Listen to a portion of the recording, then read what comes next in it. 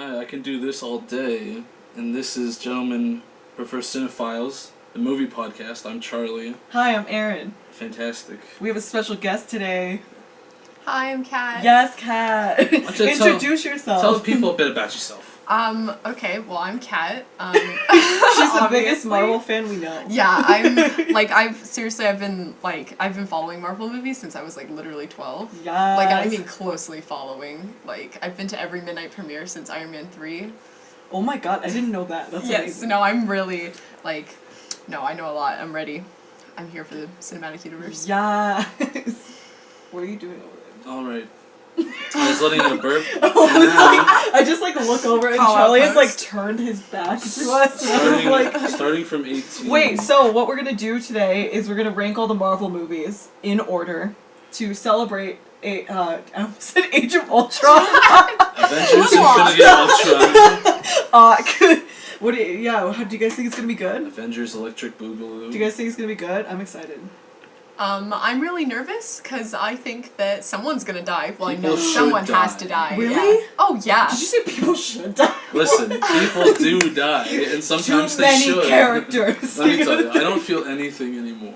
Well, I just always die. think of it from the perspective of I wish I didn't know anything about it because I'm pretty sure every Marvel fan knows that Guardians of the Galaxy and everything's everyone's coming together, and I feel like it would be so much cooler if you didn't know they were connected and then you went and saw it and you were like, what the fuck, But we won't talk too much about the trailer because Kat. Yeah, I was literally about to. My mouth was open real quick before we get super started on this. So I have not seen the trailer. We think it's gonna be good though. No, I think Steve Rogers is going to die. Really? Yes, I think he's gonna die because I think that they've set it up really. Yes, this is my fan Put that up on the board.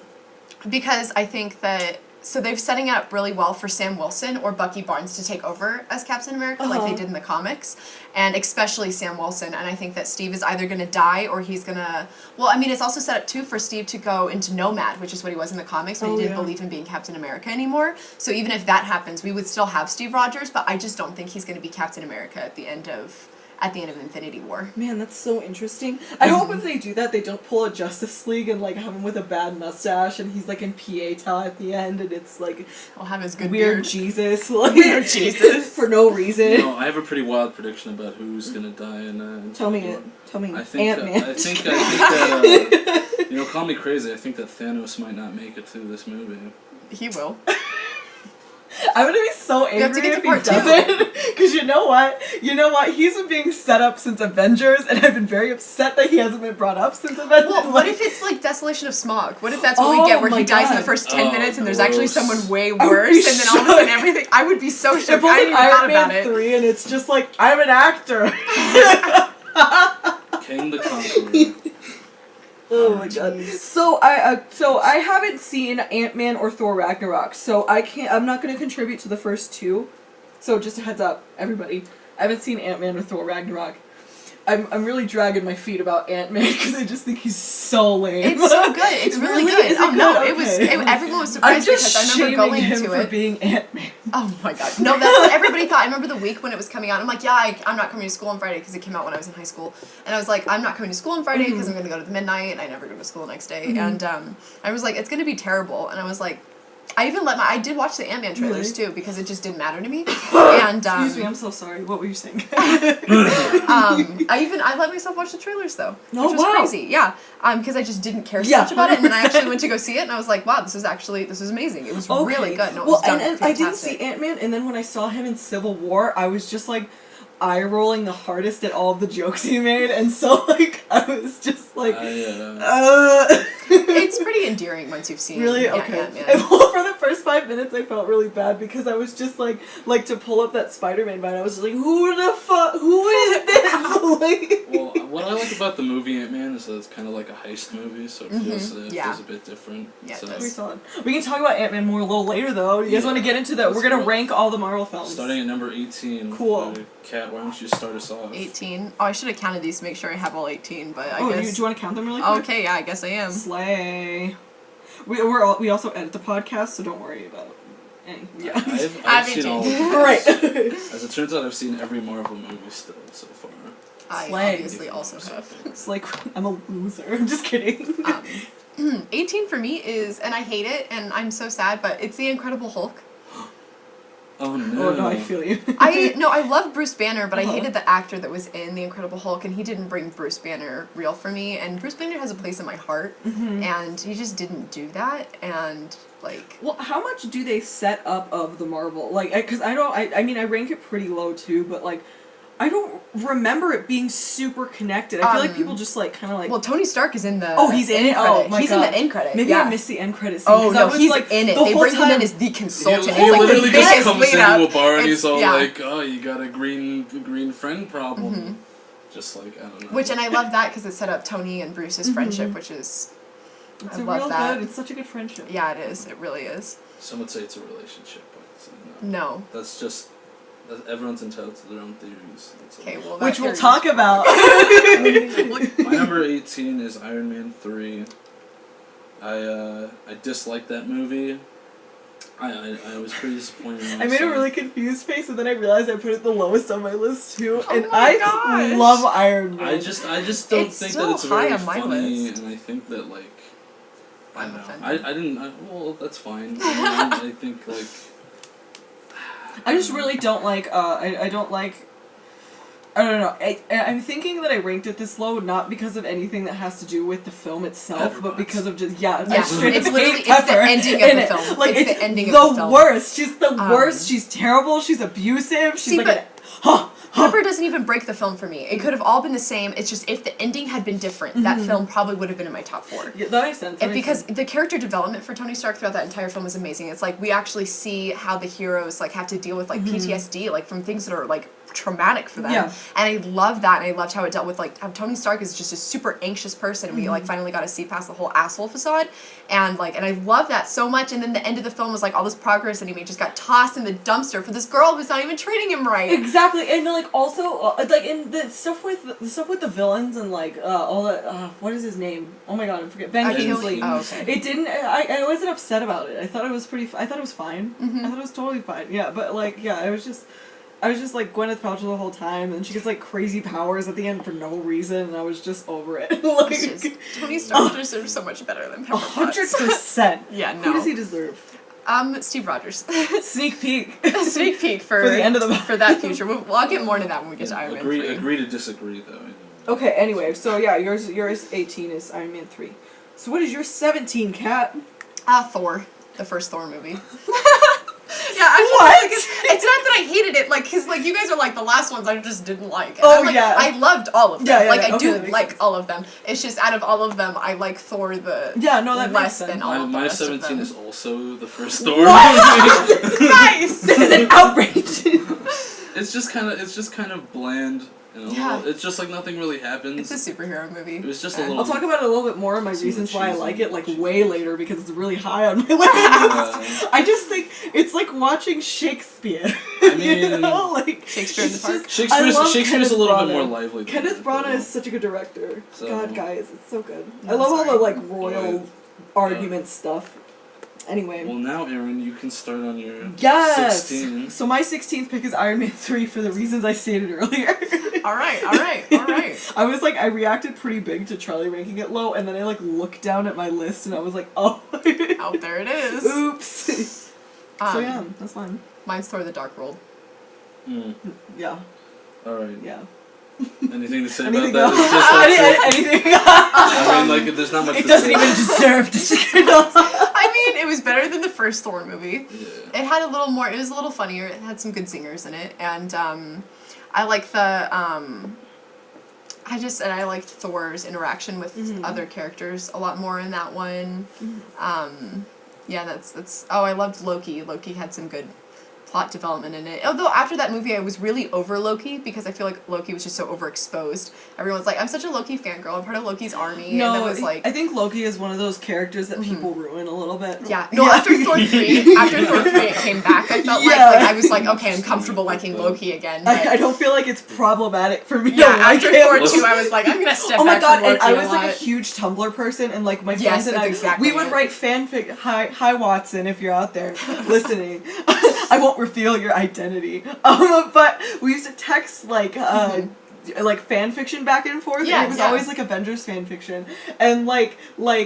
we were also super big on Tumblr, but like so many times like just really weird Loki porn would come up, and like it's very weird. Loki's porn, I think it's the weirdest, especially after Ragnarok. Yeah. Like I'm comfortable liking Loki again, but after the Grandmaster and Loki from Ragnarok, like there's some weird weird stuff happening. The Loki like porn the is the tentacles. weirdest, and that's saying that's from I'm saying this coming from the angle of I've seen like a porn post where it's like I want Bruce to turn into Hulk while he's inside me, and that's pretty weird. So yeah, Loki's weirder than that. Yes, no, it is. Also, fun fact about me: I have over 800 bookmarks on Archive of Our Own, like the biggest fan fiction website. I read it a lot. My therapist thinks that I'm like genuinely addicted to it, but she says it's really harmless, so it doesn't even matter. 100%. Fantastic. Yeah, like all right. I will continue. Okay, and yes, what's your okay. number? What number are we on? 16. 16. What is your number, Charlie? Iron Man 2. A little bit confused, a little bit jumbled. It's kind of like. I'm a little bit confused and jumbled by that read. Yeah, I'm just kidding. same. It's like. I'm shook.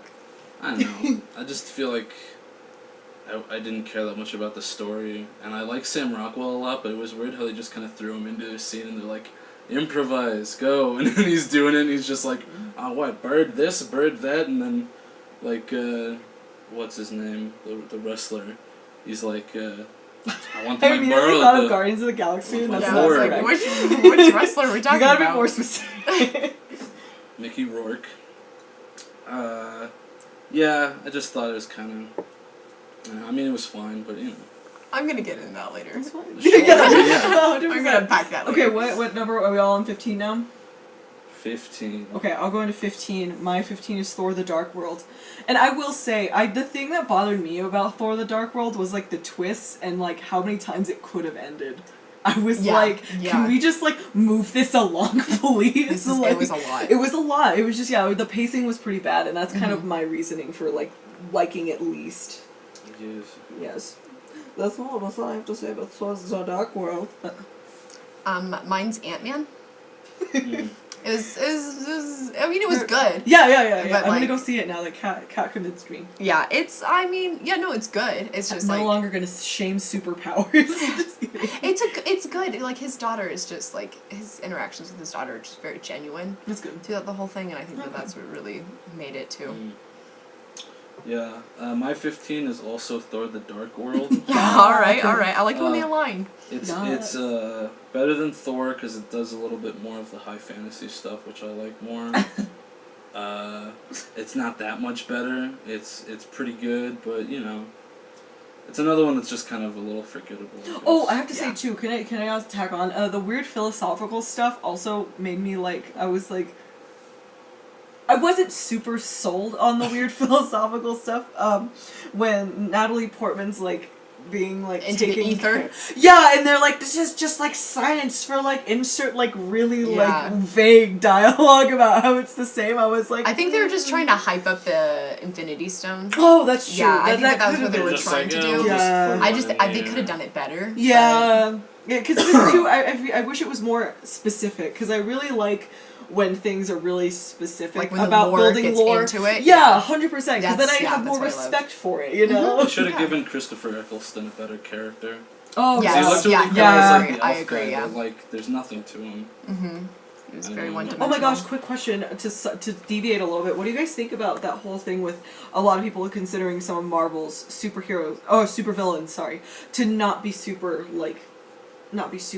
strong? They usually. What do you guys think about They that? usually seem like the forefront is trying to get the main character right and try to find like a tone, and then later on it seems like the villain kind of comes out. Like a lot of the movies where the villain is weaker, it seems like there's not really a lot of motivation besides just causing destruction. So like I feel like some people kind of get like they want a little bit more like pathos and stuff from them, I guess. Well, yeah. What do you say?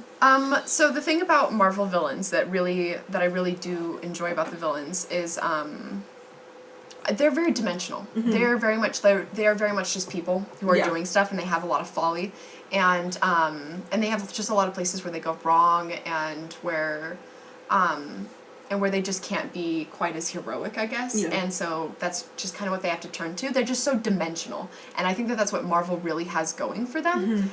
Because any villain at any point could literally turn to another side, or you can think in depth about why a villain is doing, well, not in all of the Marvel films, but Yeah, no, I in all understand. of the good ones. Like, that's, especially with like Loki, that's something we have huge with Loki, because here we have the Avengers, where he's the villain of the first like major superhero movie, and then he's fighting alongside Thor in Ragnarok. Yeah. And I think that that's just really, they're just really dimensional, and they can always like come back and have a different storyline going for them, and there's always a lot of depth that you can find. That's super. Yeah, I agree. I 100% agree with that, and I do think Marvel is in a really good place with villains compared, especially to other superhero things. I'm gonna bring up DC because just how can you not bring up DC?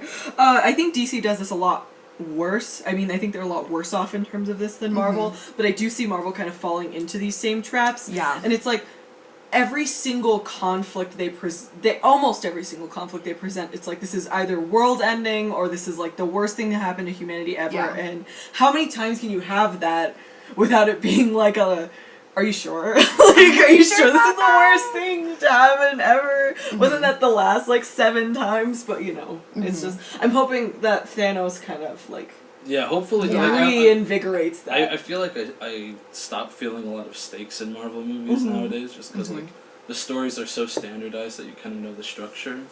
So I hope that I feel more of the stakes with Thanos. I hope he's a more tangible threat to them individually, so it can be a little bit Yeah, because I feel good. I'll talk about this a little bit more with Black Panther, but I really do feel like the stakes were kind of raised a lot more in Black Panther than I felt from a lot of other Marvel films that I saw. I still think it should have gone more though. Yeah, okay. Personally, we can talk about that in a little bit. So We'll get there. next, what did you just? What one are we on? You did. 14. Okay, great. Did you guys already do your 14? What was your Ant-Man? What number was Ant-Man for you? What was it? Mine What was aren't Why don't numbered. you, count No, but for what us number real was quick, that? yeah? What was it? 18, 17, 16, 15. So we were on 15. 15 sounds right. I did my 15. I Did did. you? I think I did. Okay, yeah. Now it's yours. Okay, great. So my next pick is The Incredible Hulk. This is really funny. I just 'cause think that's my 14. Really? Also. So we have the last two. We're have been so the same. similar. Oh my Wow, God. it's almost like you guys are dating in a early love. Yeah, that doesn't mean that our interests It's almost are like we the discuss same. this a lot. But you have to think, I think, a lot on Yeah, similar paths. 100%, Like, when I I get agree to with know that. somebody that well and I spend that much time with somebody else, I find out a lot of our interests and our thoughts are on the same wavelength. Yeah. So, no, it makes sense. That's why. Yes, Kat. No, I 100% agree with you, Kat. So yeah, I just think it's a little weak compared to all the other Marvel films. I just don't find myself thinking of The Incredible Hulk. I rated Thor: The Dark World less because I find the pacing issues a little bit worse, and then Iron Man 3 less because I just find the ending a little bit more abhorrent. I don't know, abhorrent. But yeah, The Incredible Hulk is just kind of a weak spot for me. I really liked the first 30 minutes of The Incredible Hulk. Before any Hulk stuff happened, it was pretty good. Because Bruce Banner's amazing. Well, I He's just a really good I thought character. that the tension of being on the run in Brazil and having to keep a low profile was pretty good, and the communications to the professor, I was like, this is pretty. I thought that was pretty interesting. I wanted the professor to be Tony Stark the whole movie. Oh my god, that would would've have been been good. solid. But, movie. That would've and been then I really also good. liked Tim Roth a lot. He was a good villain for that one. Before he became the Abomination, because the Abomination should be more like a giant lizard, for goodness sakes. That's Yeah. the way to make me happy. Anyway. Mine was Doctor Strange. The only reason it's not at the very No, I feel Ooh. that. the only reason it's not at the very bottom of my list is because and this is it. This is the only reason why. No, it's a completely valid reason. I'm Okay. pretty sure I know what you're gonna say. It's Okay. 100% valid. For why it's at the bottom of my list, or for yeah. why it's Well, higher. I have it. I have Because it I don't higher. think you're gonna. I don't Really? think you're gonna Okay, know what okay, I'm gonna say. okay. Because it's a really obscure reason. Oh, really? And Oh, the okay. first 5 minutes of the movie, Dr. Stephen Strange is driving, and he's getting a phone call and he's trying to pick a case, and one of the cases that gets listed to him is Rhodey from Civil War, and they're talking about his back, and they're saying there's this guy, he's high profile, he's in the military, it's a military colonel, and he had a really bad back accident flying. And then he was like, no, I don't, that's too risky, I have too good of a record. And then he crashes his car. And so, but I loved that God. reference in there with Karma. Rhodey. And I caught it in theater too. And I was I like had the only no person. I was idea. looking around, I'm like, did anybody pick up that was Rhodey? I did 'Cause not pick that up at all. I literally, my eyes teared up. Because I was like, Really? that's Rhodey, is he okay? How's he doing? I miss him so much. Oh my gosh. Yeah, no, it's they're talking about Rhodey. It's an Air Force colonel. I can show you later, but it's like literally, it's like an Air Force colonel. I see. That's flight really accident. good thought out lore. That's real good. That's Yes, it real is good. because it makes so much sense because he's one of the top doctors. Yeah. And then of course they would like Tony Stark's best friend. Of course they're reaching out to the best doctors in the world. Yeah, for 100% Dane. Mm-hmm. So I love that, and I loved how interconnected it was, and so that was it. That was why I liked. No, I that was why I liked. I thought you were going Doctor to talk Strange. about the problematic aspect, and that's why you rated it low. Okay, great. No, but Okay. I am, but I rated it much higher. Oh. Well, yeah, I rated it high. I really liked that. Oh, Anyway. I mean, it was a good movie. Yeah, it was a good yeah. movie. It's just like I wish it wasn't sometimes as problematic, but yeah, it was, sometimes you I know. think about. yeah. Anyway, think what about is that. You start us off. Do I start us off? What number is this technically? Is 13. 13. My number 13 is Guardians of the Galaxy. Now I'm just gonna preface with I really want to rewatch it. I just thought it was garbage. I don't know what headspace I was in. I was really angry the whole time. I was like, oh, they can just communicate with each other. I was really over it with Yondu, and you'll find out later I live for him now. But I was like, oh, he's just like some like fucking, sorry, we can't curse on this. He's just some like weird redneck blue alien thing, and they can all communicate with everybody and what is going on. And I was just so mad the whole time. Like taking a step back from the anger where I was just nitpicking it the whole time. Like, I do, in comparison to Guardians of the Galaxy 2, I do think it's I think Guardians of the Galaxy 2 goes a lot further with a lot of the character development, and I really bought them as a superhero group and bought their characters and motivations in Guardians of the Galaxy 2. So the first one wasn't as strong for me. Well, you with see, those. in the first one, you could see with the people that have cybernetic enhancements, and Peter Quill's got markings behind his ear because they actually have ear implants that allow them to communicate with each other. It's a canon in Marvel. You know, you can hate all you want. No, I'm just kidding. I liked it. No, I'm pretty sure I'll like it if I go back and watch it. I don't know what mood I was in. I was in a mood to hate something, and it was just that was what what it crossed my was. path. Yeah. Yeah, like, but yeah, that's mine. Yeah, I don't think it's held up super well, but Guardians of the Galaxy is still pretty fun, I think. Anyway, you want to go for your 13? Onwards, cat. 13 is Thor 3, Ragnarok. Oh yeah. That's Thor Ragnarok. What are your thoughts? I loved it. It was really good. Mm-hmm. I mean, it was amazing.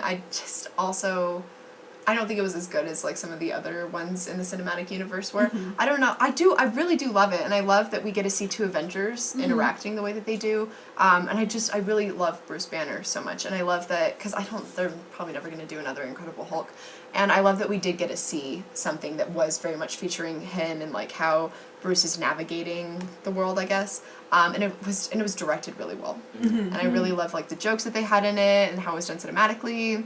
And I loved Thor's development because it was very Thor. Because I don't think he's that serious. And in the first two movies, he was portrayed as this super serious, buff Norse god. And Thor is just he has so much more dimension to him than that. I would make the argument that out of all the Marvel characters that I've watched, that I would say probably Thor's grown the most. Yes. Yeah. I agree. I would say that he's the one who I see the change the most with character. Yeah. But. So mine is Ant-Man. Pretty good movie. Heist movie. There's a good father-daughter thing going on, like Kat said. I like Corey Stoll, but he plays a kind of middle-of-the-road bad guy. But yeah, it's fun. Michael Peña's good. That's it. Number 12. My number 12 is Captain America: The Winter Soldier. Yikes. Yeah, that's a yikes. The thing. I'm sorry. I have to keep pretending I can't see your list because I like keep going further and I'm like, I'm so mad. I'm so sorry. I wish I liked them more. Captain America, he's my least favorite Marvel superhero, and I'm so sorry, everybody. I'm gonna throw up. I just I feel I want to like him so bad, and then like the Winter Soldier, the whole time I was just wondering why decisions were made. Like the one thing that got me was with Bucky, how they're like, I don't know, they just say a whole bunch of random words. They're like, remote control, Ferris wheel, Tarantino. Like, I'm like, what are you?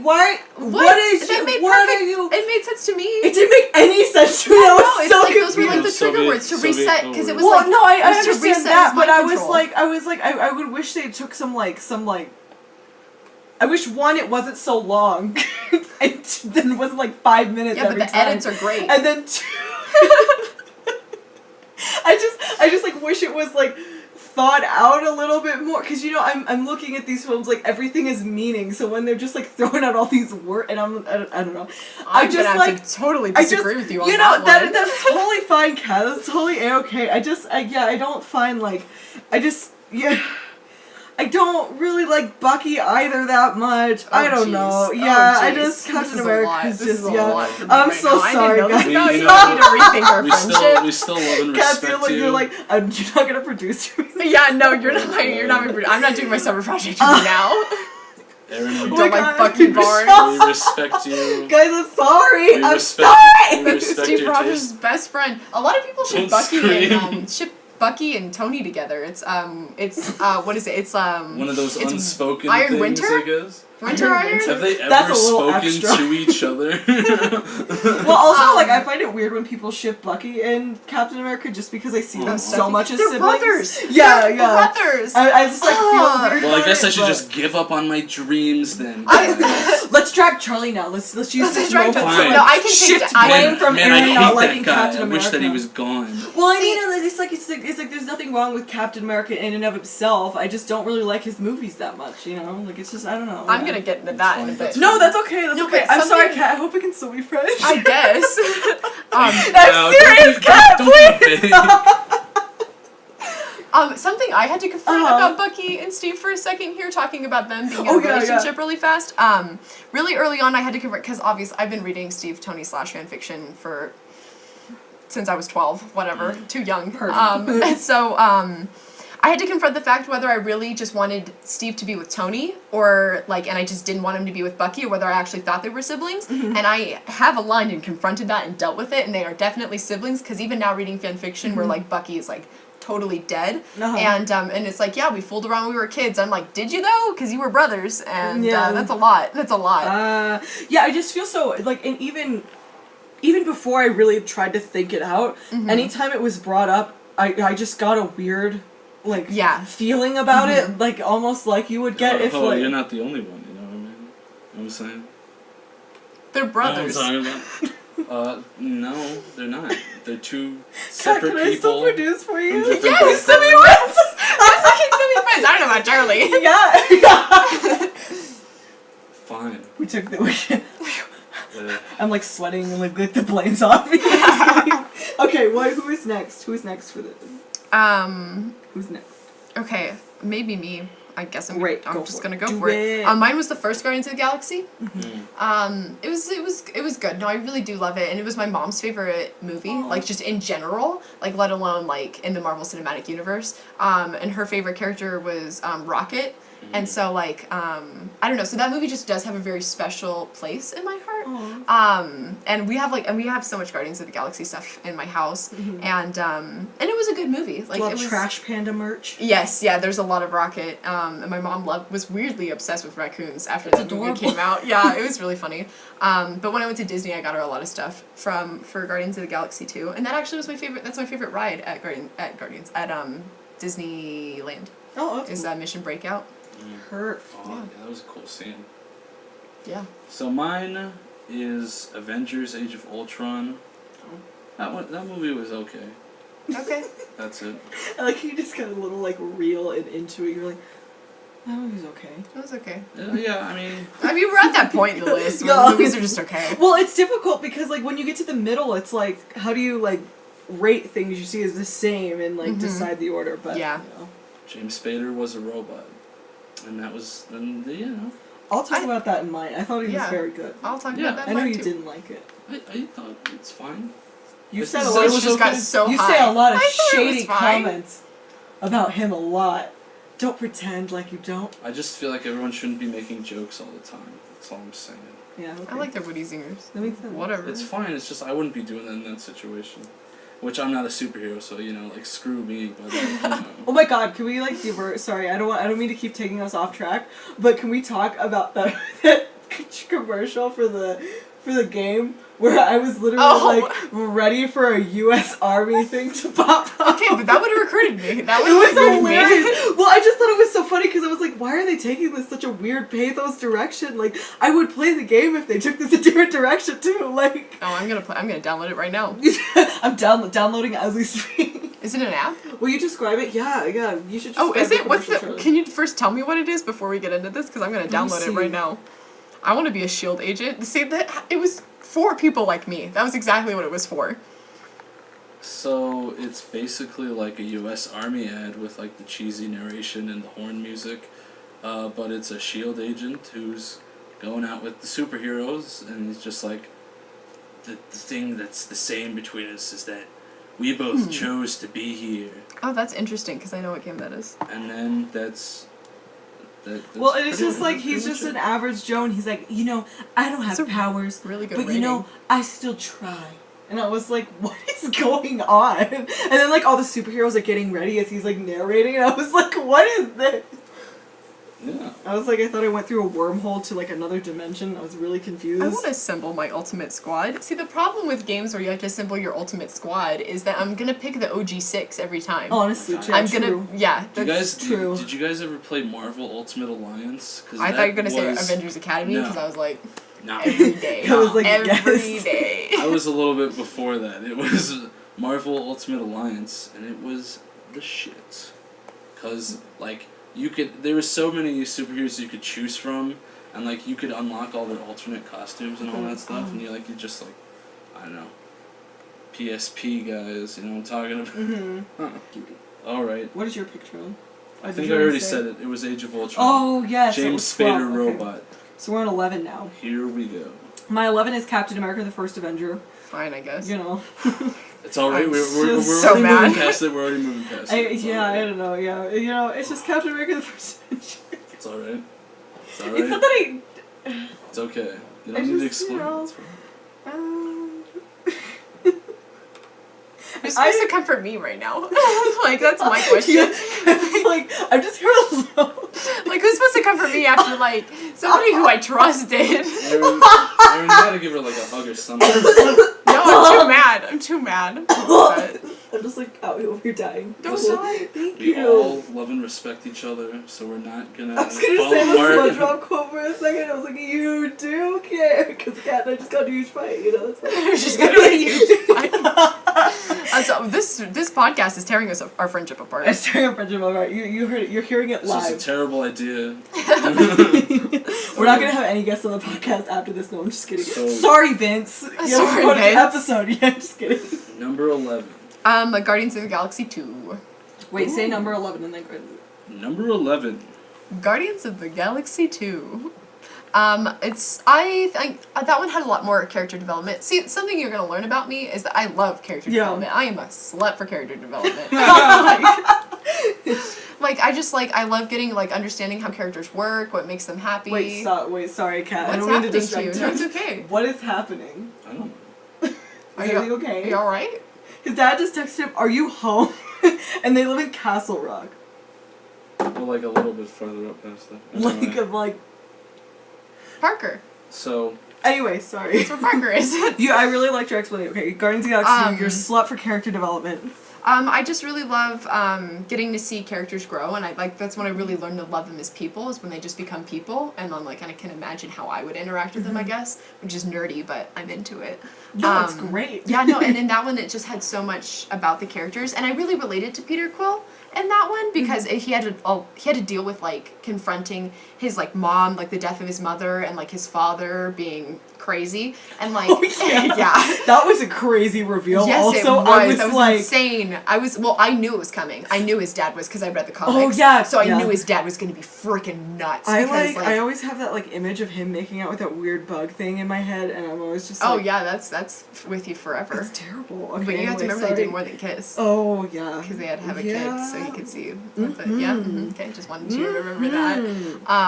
No, but that was that movie. That movie came to me as a really meaningful time because that was right when my mother was going through everything. Yeah. So. Oh man. Yeah.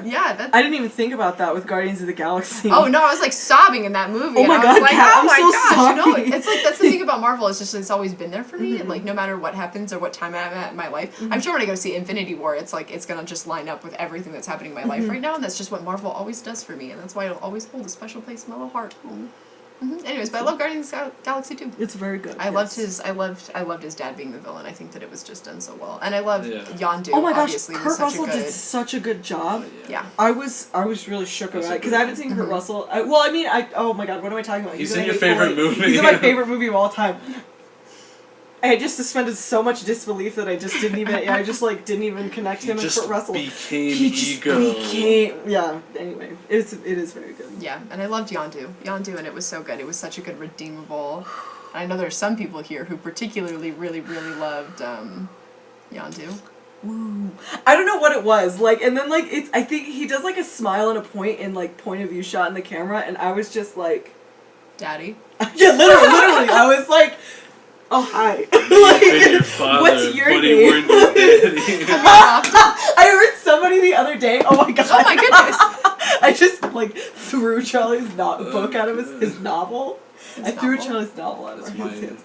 I was walking around the theater building and I just heard some kid shout I'm Mary Poppins, y'all, and I was like, don't you dare bring up that terrible quote. That's a great quote. I loved that. That was so funny. It was a very cute moment. Because it's just you realize that not everybody has context for America, so. True. And that's what we get. I'll talk more about Guardians of the Galaxy 2 when it comes up though. When it comes up on my list too. Yes. My number 11 is The Avengers. It was really good when I first saw it, and then every time I see it afterwards, I like it a little bit less. I have the exact opposite, where every time I see it, I'm I fall in love with it all over again. I like it the same, but I think some of the jokes are lame, but I like that. Yeah, I'm into it. Yeah, I just think it's a little simple, I guess. It's okay. That's all. Yeah. Wait, before I move on to the next one, is everything okay? Yeah. What's going on? My dad was just texting me because he needs my bank account information and driver's license number for my taxes. Oh, okay. You want to take care of that real quick? No, it's fine. Okay, cool. Perfect. Okay, what is the next number? Number 10. My number 10 is Spider-Man Homecoming. That's scornful too. And just to say, this is the point in my list where it goes from me ranking the ones I don't really like to me ranking ones that I really like. So I really like Spider-Man Homecoming. I honestly, because I really like the Raimi movies. I appreciate them a lot more now as an adult. However, I will say Amazing Spider-Man is the worst ever. Yeah. But I had this thing as a kid, and I never really liked Spider-Man because I was very tired about how his story is just so recycled. Yeah. Every single thing. I'm how many times am I going to watch Uncle Ben die? I get it, it's a huge point for him, but there has to be more to Spider-Man in the comics than just this. And I think Spider-Man Homecoming does a really, really good job of just, making him Peter Parker, and having him deal with himself. I just really liked his character development in it. Yeah, it was really refreshing to actually see someone become a hero without having this super big tragedy happen in the very beginning that just really pushes them. So I enjoyed that a lot. Yeah, and it really emphasizes too that tragedy can't just make you a hero. Yeah. You're not just a hero because you've experienced tragedy. Yeah, it's more than that. So it's I really what you like do that. with it. Yeah, 100%. So, Kat, what's your number 10? That's me. I'm sorry, everybody. No, that's okay. My number 10 is Iron Man 3, and it would be so much higher. It would be so much higher without the ending. If, he hadn't thrown everything away for Pepper Potts, even after she had done nothing for him. Her just staying with him is not enough. That's not, that's the bare minimum, is Honestly, just staying. True. So, and he was, rewarding her, and, it's, literally the quote, I am Iron Man, the suit and I are one, is, when he... To quote Iron Man 2, and it's just Iron Man's such a big part of his identity, and I think him getting rid of the arc reactor was hard enough. That has to have so much unpacking in it that that has to just impact him so much as a person, let alone making him get rid of all of his suits, something that was a safety net. And I understand that it's important to step further and to try and I don't know, to better yourself, but I think that was just not what Tony Stark needed. I think that the suits were important, and he was going off, and he was staying up for 72 hours straight to build them, and that was excessive, but, he just needed help, and not to just stop entirely. That was... Well, and, Pepper gets to this point where she's just... She views him having all of these things as a just... an inconvenience to her. Yeah. And I mean, I understand that the suit attacks her one time, and I understand, like, that fear and whatever, but even before that, it's established that she doesn't really care that he's going through anything. Yeah, and why doesn't she trust him? Because I understand, like, she has to, like, I don't understand how she sleeps next to Tony, like, every night, and she doesn't trust him when the suit's there, and, like, yes, that is frightening, but why doesn't she trust Tony to handle it and take care of it and know that the suit wouldn't hurt her? Yeah. Like, that's, like, her instinct wasn't to trust her partner, it was to immediately distrust him, pick a fight, get mad, even though he was literally going through an anxiety attack, and that was his fault, and he needed help. He had PTSD, and she was like, well, I guess you shouldn't have flown into a wormhole saving the entire world then. Yeah, 100%. And then, like, also, all this stuff with her and that other, like, creep. Killian. Yeah, Killian. It was, like, really...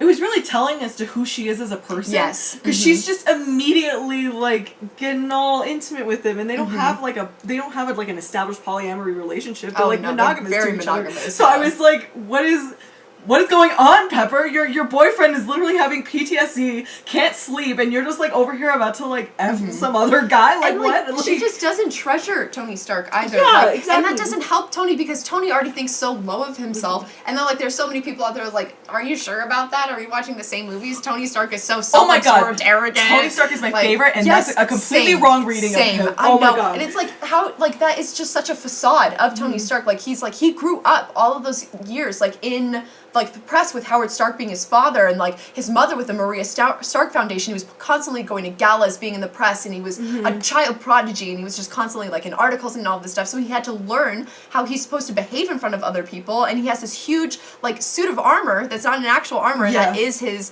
sarcasm, that is him being an asshole. And like Pepper just treats him like that's all he is, and she doesn't understand that he's generous and kind, and yes, he doesn't remember that she's allergic to strawberries, and he's never gonna remember that like when their anniversary is, but like he does so many little things to like constantly like take care of her, like, and that's like in Iron Man 3 there's like the biggest indicator when they get attacked, and the suit, and he has one solid action for it to immediately encase Pepper, because that's Tony Stark is the most thoughtful person. It's just not how we're used to other people thinking about other people. Yeah, I 100% agree with all of that kind of I just really I went in on Tony Stark. No, Tony is my favorite character same. in Marvel. He is my favorite. Yeah.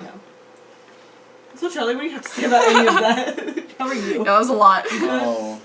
Are you okay? I don't really like Iron Man all that much in the movies. I think he's a little bit like narcissistic. He's always like he keeps trying to solve the world's problems, and then he keeps like fucking the world up even worse. And I'm just kind of like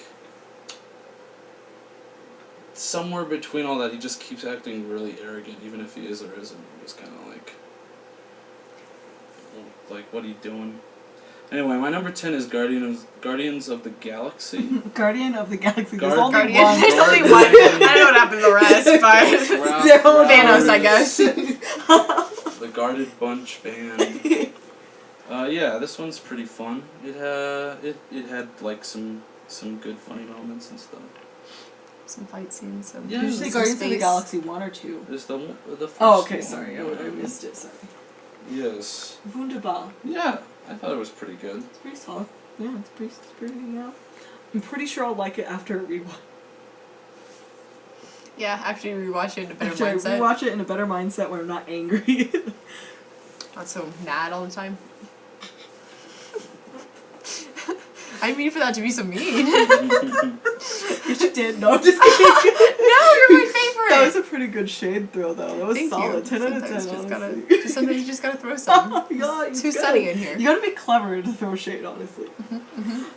Number 9. My number 9 is Avengers: Age of Ultron. I really like Same. Ultron. Yeah. Oh my God. Yes. Age of Ultron too. Yes. I really like Ultron as a villain because I mean it makes sense that he kind of comes from Tony Stark and develops this kind of, I guess, narcissistic jerk attitude, and I really like this stuff with Jarvis. The thing, and I really. Quicksilver's in it, right? Quicksilver. Yeah. That's what his name is. I don't think he's as like the siblings were a weak spot for me. Yeah, they were. I think still they're a weak spot for me. Like I don't know quite why they're in the Marvel universe, but I don't know how you guys feel about that. Yeah. I just really like don't feel anything towards them They like just- at all. I mean, like, and I think it was super weird for them to put him in there too because they're Magneto's kids. Yeah. And yeah, which is really confusing. And he's like not even in the universe at all, and like it's super obscure. And no, I liked, especially when in Civil War, I liked what Wanda kind of added. Yeah. I guess like. But it kind of did feel like they were just kind of tossed in. Yeah, in and Age with of Ultron. Wanda, like, I understand where she's coming from with the whole not liking Tony Stark. Like, I understand that. Yes. That's fine. That's a really interesting point, and that's good. Yeah. She's almost falling into this place where it's kind of comparable to Superman, where in DC, like, the only moral question they can bring up is, what if Superman killed the president? What if Superman killed a dog? What if Superman tripped an old woman? Like, every time Wanda's on screen, she's like, why did Tony Stark kill everybody? And I'm like, is that all you're gonna talk about? Like, why are you here? Like, you know, like, it's really like, frustrating because she has a lot of potential. Yes, she does, and it's like, and that's really irritating for me, because like Tony Stark is like, and he deals with the whole thing. Yeah. Like, he did know what was happening. He shut down the weapons business as soon as it happened. Like, Tony just, like, when you dig into all of these things, he has all of these consistencies of him just being a really good person. Yeah, 100%. But it's almost like he's scared to let anybody know that he's a good person. Like, and my fan theory is that Howard was so unforgiving whenever Tony showed any sort of weakness. And it does go into that in the comics a lot too, but that Tony's just developed into this person where he's like, I'm not allowed to show weakness, and kindness is weakness. So That he's makes not allowed sense. to show that, like, he does care about people. He is the merchant of death. He did kill all of those people. Because I think Howard is a little bit of a jerk. Howard is the fucking worst. Yeah, I'm like... No, on my original... Oh, I'm not allowed to curse, right? We'll leave that in. Okay, great.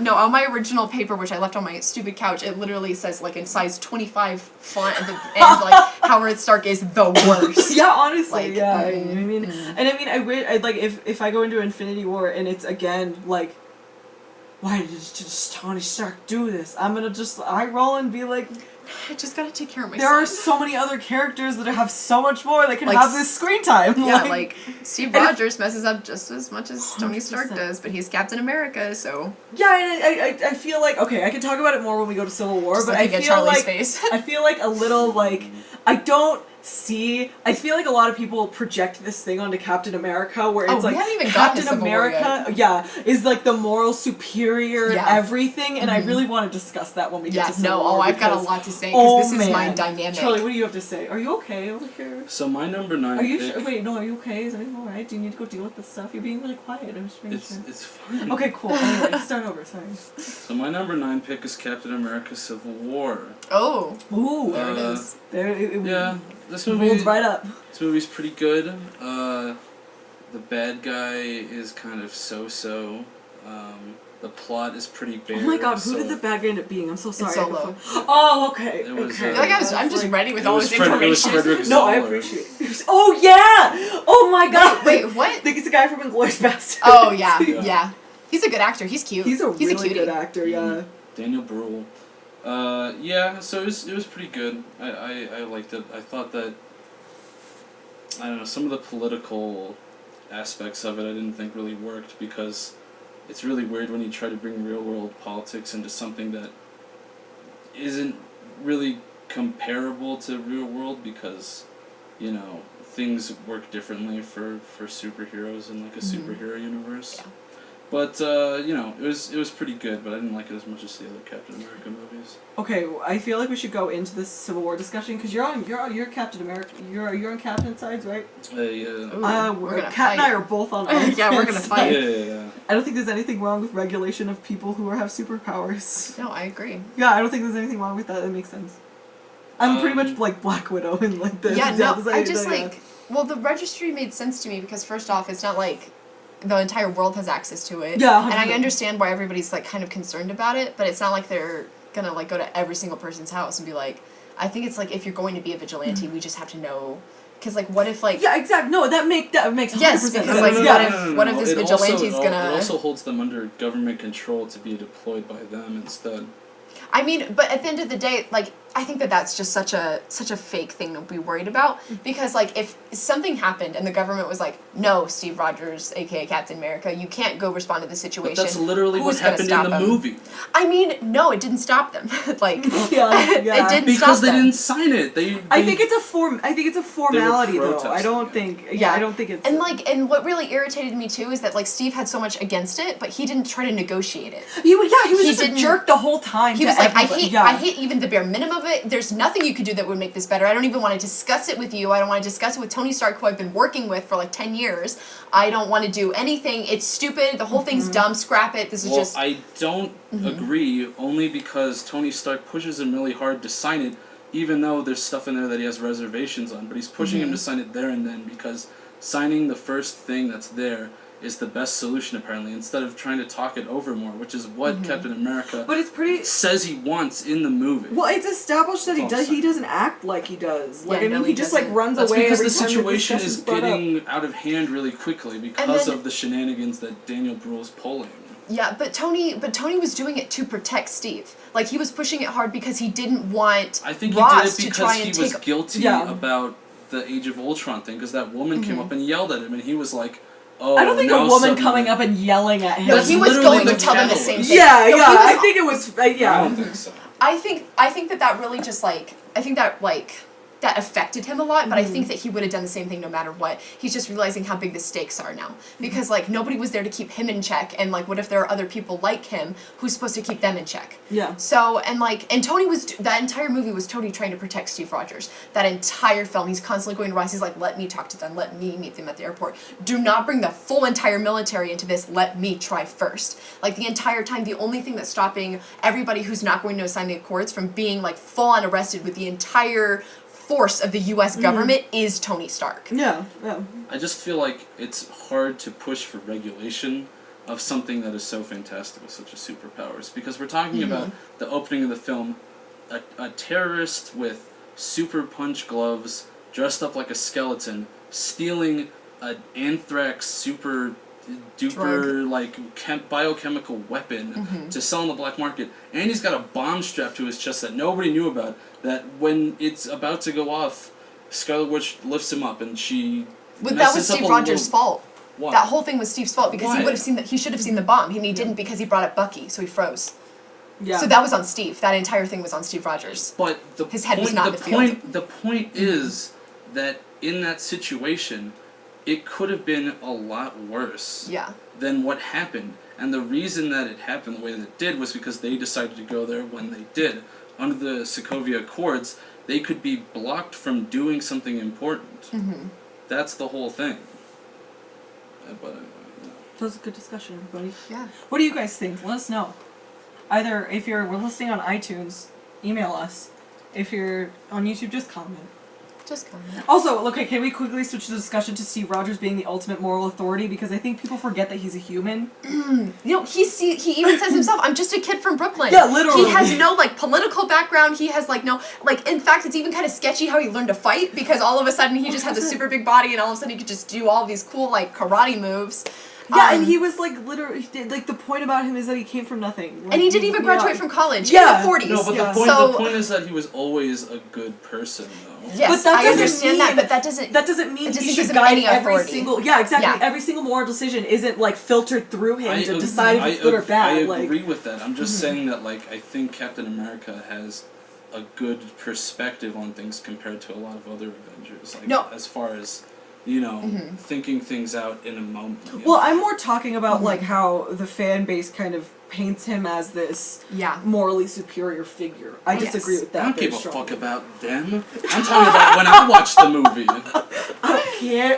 People no. can say whatever they want about him. I Yeah, don't care. I just think it's really frustrating because I think it's part of what makes me probably not like his films as much because I just see them as, look at how good Steve is, yeah. you know, and I'm like, look at how much, he's like, nobody's good. as good as Steve Rogers Yeah, is. literally, and I'm like, he's good, he's fine, he's whatever, but like, I wish he had a little bit more dimension to him. Yeah. Because I just think that would be interesting. I think that would add to him.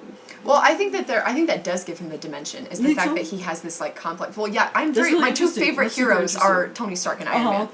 Tony Stark and Iron Man, or Tony Stark and Steve Rogers. No one caught me. No one caught me. No one got me. You know, I was just like following because I think Yeah. that's really interesting. I haven't thought about it like that. Were you? No, Steve Rogers.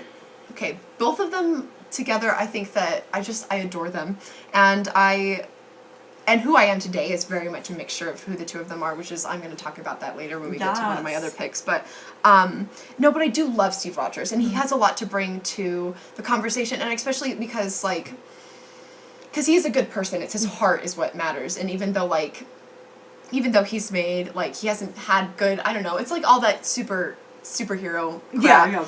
But he is dimensional. I think that he does have a lot going from him because he doesn't want to be he's not Captain America. He is Steve Rogers, and he is a hero, but he's not this super moral person. And I think he's just fallen into the trap of it because he's just because I think when he faces Tony Stark, that's just who he thinks he has to be to counteract who he thinks Tony Stark is. That's really interesting. Yeah, no, that makes sense. And I'm not saying he doesn't have dimension either. I just think he could go further even with I agree. dimension. But yeah, that's but they really could talk interesting. about that fact in the movies. Yeah, I think that would be a really he's interesting not the point of super tension to moral- bring up because Yeah. I think that well, Tony I mean, does in yeah. Age of Ultron when he said, "I don't trust a guy without a dark side." Tony kind of edges at it Steve Rogers can't be this perfect person. I also really like the B joke where when in Avengers when they're talking about how everyone's on a watch list or whatever, and then he's like, "Oh, is Captain America above or below angry bees?" It gets me every time still.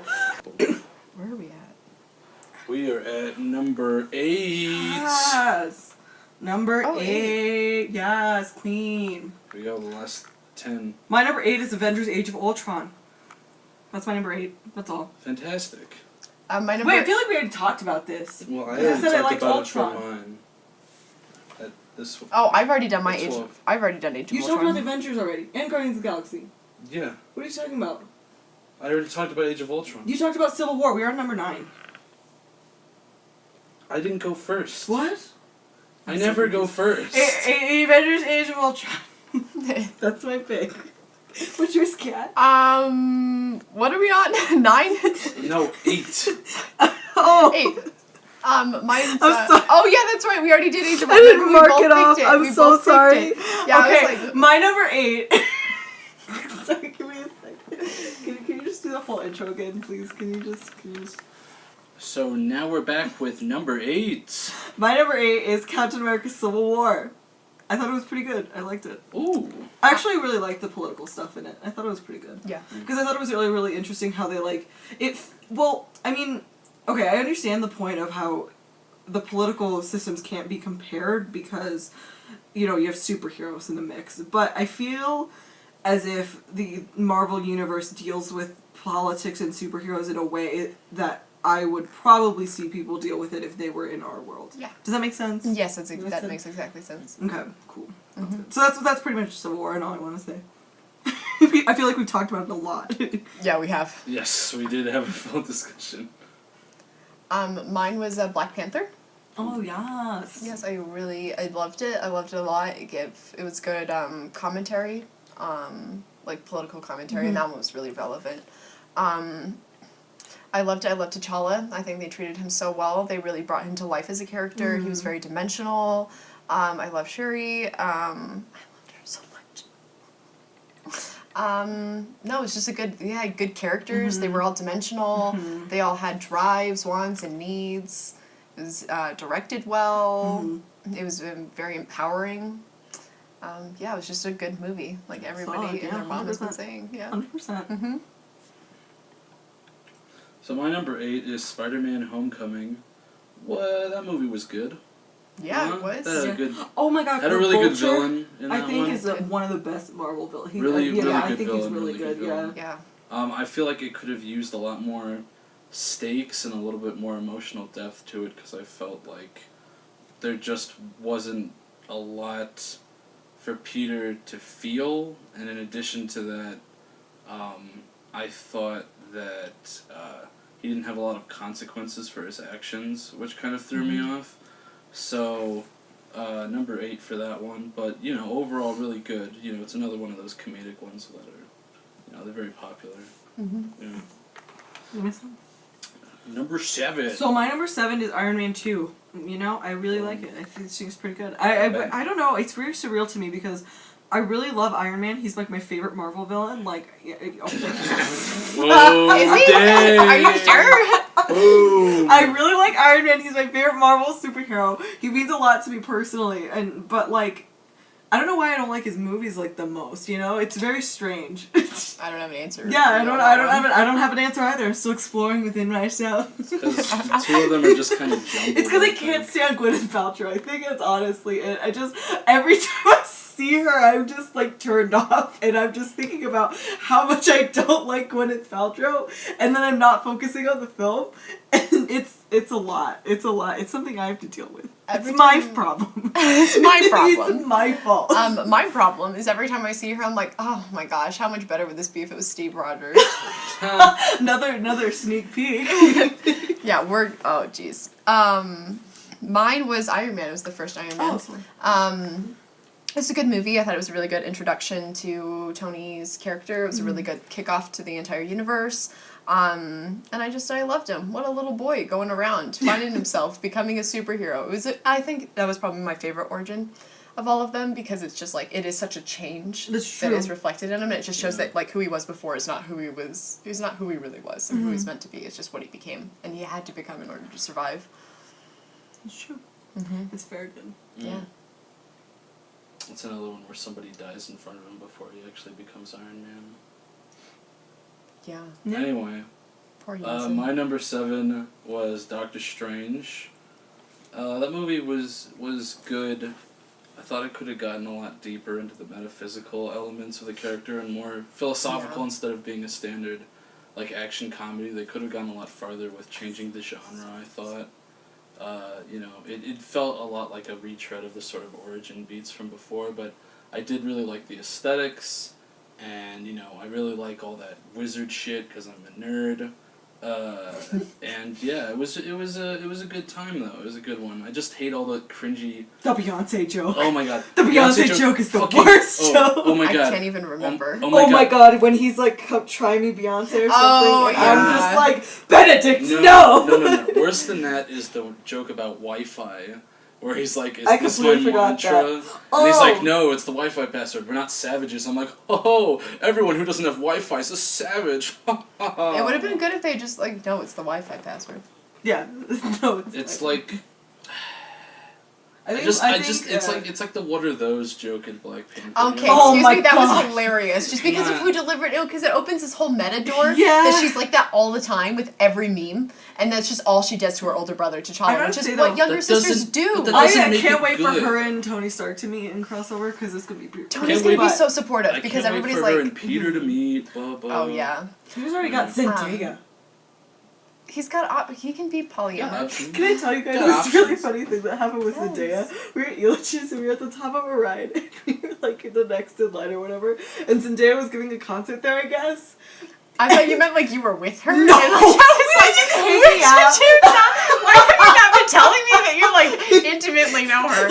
No, but like so like you hear like the concert start from where we are, and then this guy just like just shouts at the top of his like, oh my god, she's here! And he's in the line for like the fucking ride. He's not anywhere near the concert, and it was so funny. It was really good. They're breathing the same air. Literally, it was a 10 out of 10 moment.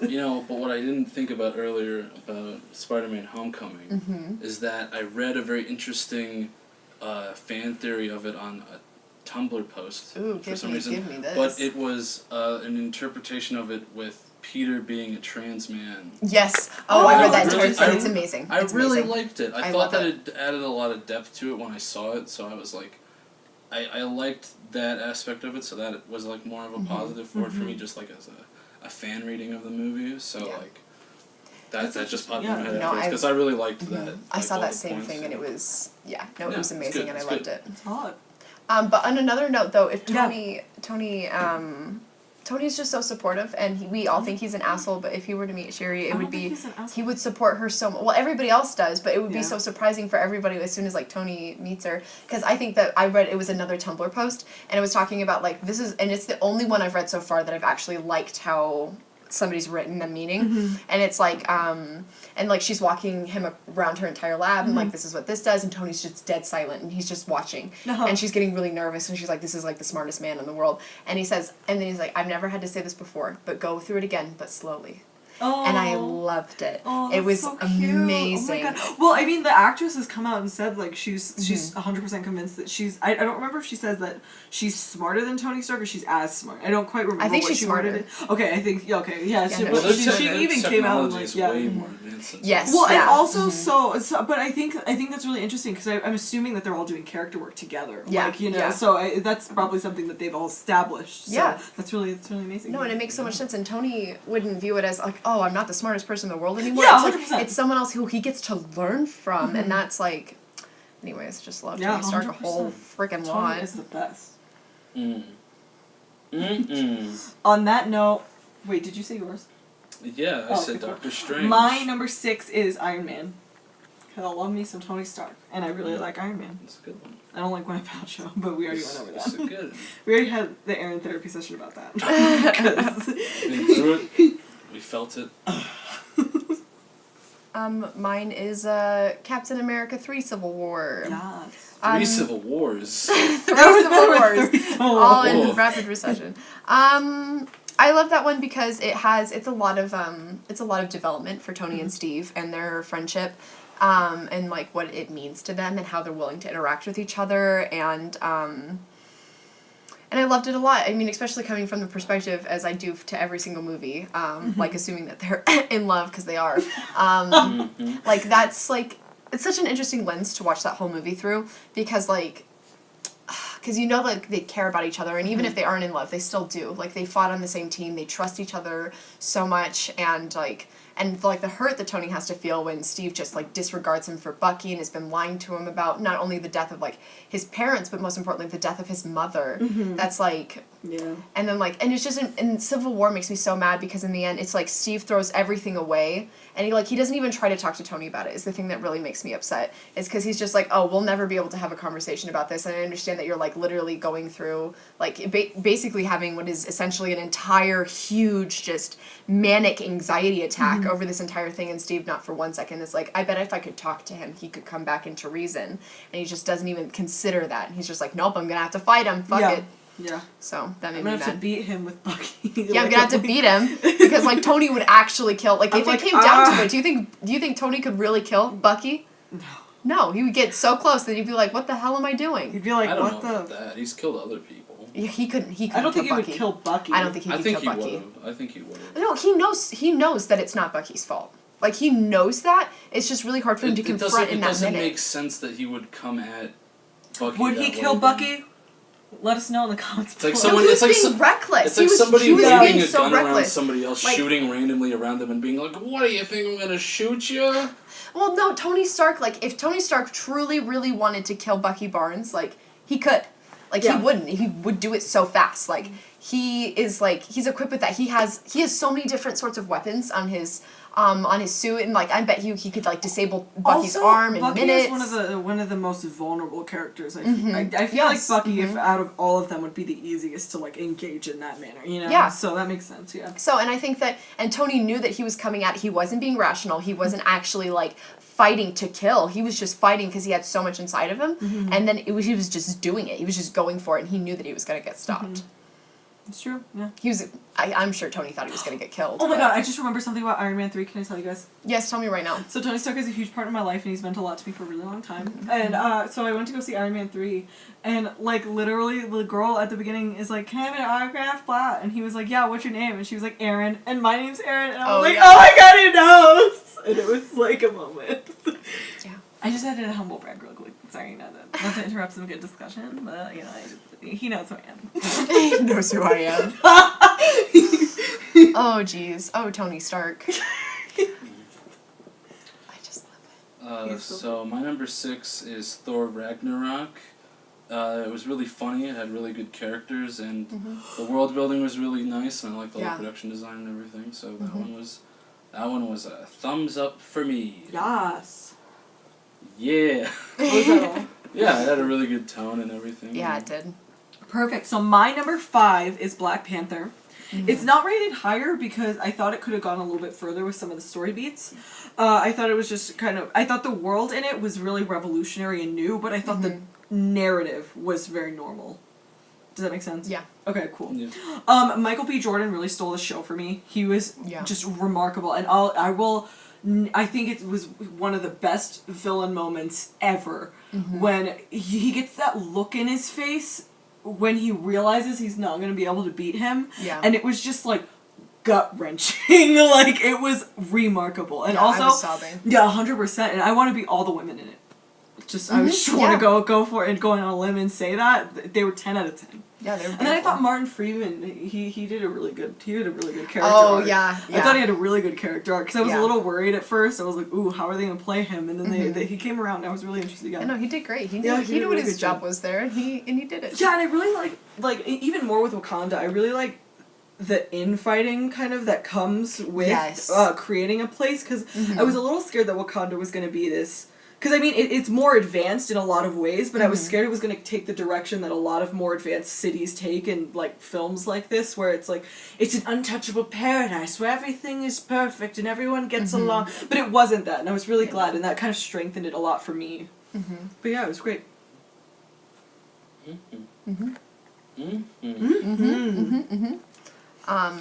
Mine was Captain America: The Winter Soldier. Yes. It's a beautiful one. I love the introduction. I love how deep we get into Black Widow. Because we see, because in that one we really see like she actually she is a person, and she has vulnerabilities, and it's a way that Age of Ultron definitely did not touch on. Because when she's like, would you have trusted me? Because after Steve saves her from them getting bombed with freaking Zola or whatever. And she's like, would you have trusted me to do the same thing? It's it's such a moment of just such intense vulnerability just between two people who have to trust each other. And I loved that. I loved it so much. And I love Steve Rogers in that. I love him having to confront his past. I love him having to just go through everything and confront Fury, and I thought there were good stakes in that one. It was a good plot twist, and I really love the fact that the Marvel Universe was willing to throw away so much of the foundation it was built on. It was like, S.H.I.E.L.D., all of it's going right now. This entire huge thing that we have is just gone, and we're just gonna have to figure something else out. And I love that was super, super daring, I think, for Marvel to do, and they did it really well, and I really loved it.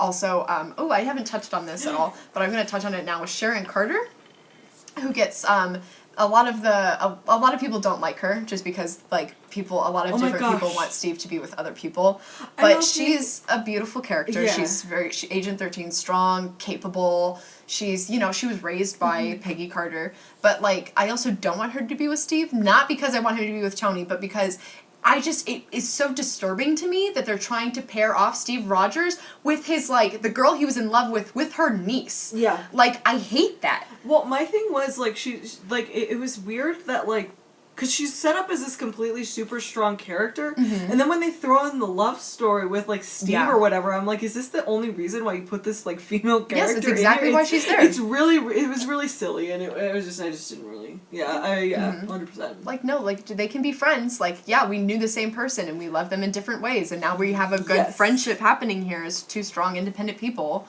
And that was just, not what happened. They're nope, Steve's gotta have a love interest, and it should be Steve has to kiss somebody. his girl's niece. Yeah. Well, we couldn't have a gay superhero. We couldn't have that happen. We can't show gay people. That's insanity. Or can you? Find out at the end of the If only. Oh, jeez. Alright, my number 5 is Guardians of the Galaxy Volume 2. Better than the first one. It really ramps up the emotions. I thought that, the personal story was a really nice touch. I thought that it had, a lot more tenderness to it, and I felt that the musical choices were a lot more thematically relevant than the first one had. So, overall, I thought that it accomplished a lot more. I thought the characters developed really well, and it was, overall, I think it was one of the greats, which is why it's in my top 5, I guess. So, yeah. My number 4 is Guardians of the Galaxy 2, and I thought it was so good. It was wonderful, and I was really scared going into it because I hated, as you guys heard, the first Guardians of the Galaxy a lot with a fiery passion for some reason. Yeah, I don't know. I loved it. I don't know why I was so like. I realized how much I liked it when I was like leaned forward in my seat, like like face in my hands, like nail biting, like when like a giant blue man and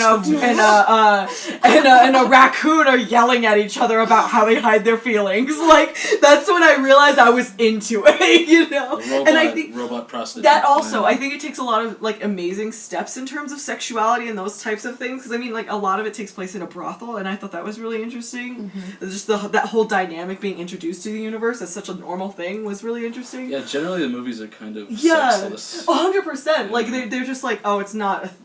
They just don't really talk about it. Yeah, and so I thought that was really interesting, and I just think Ego was so well done, and Yeah, it was just 100%. And I didn't really like Quill at all from the like in the first Guardians of the Galaxy for whatever reason. Once again, I want to rewatch it, but he had fuckboy syndrome. I really like him a lot, and this he just came around so well. It was just amazing. The character development of everybody was remarkable. Here's a thing for you. I wrote this down for us to talk about. A lot of people ship Yes. Tony Stark and Peter Quill. That's a big I have thing. to see them interact first. That's a big thing. That's I a think lot. their personalities are just so similar that it Yeah. just would never. I have well, to tell this you is- guys this though, is purely I fan theory. loved Mantis. Mantis, Oh, she so was like, sweet. I was so happy when she was coming back. I just lived for her. I loved her so much. Yeah, oh she was my good. gosh. I just love, she reminded me of myself in my younger years a lot because she's just trying her hardest. Yeah. And everyone's just so like, sweetie. you know, I love her. Oh man, it was just so good, yeah. And Ego, it was remarkable, and I thought the battles at the end were really good. I like the idea of killing Yondu as well, because I think that was kind of a bold step. That was Yeah. Because I Oh mean, my he God, comes the back ending with around the and then funeral. Yeah, Yeah, I was 100%. sobbing so hard. I was So not much. expecting because it. he Oh comes my God, around so and much. like usually when characters come around like that, they become like a hero, but just to have him be just killed off was really interesting. Yeah.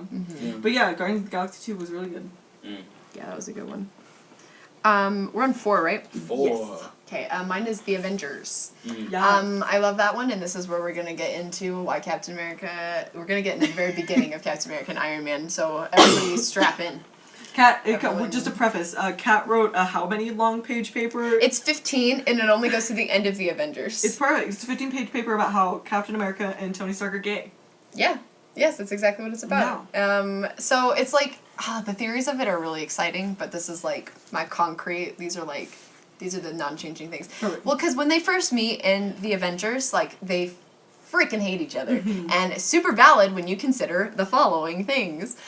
So Tony Stark grew up with Howard Stark. That was his father, and Howard helped create Steve Rogers.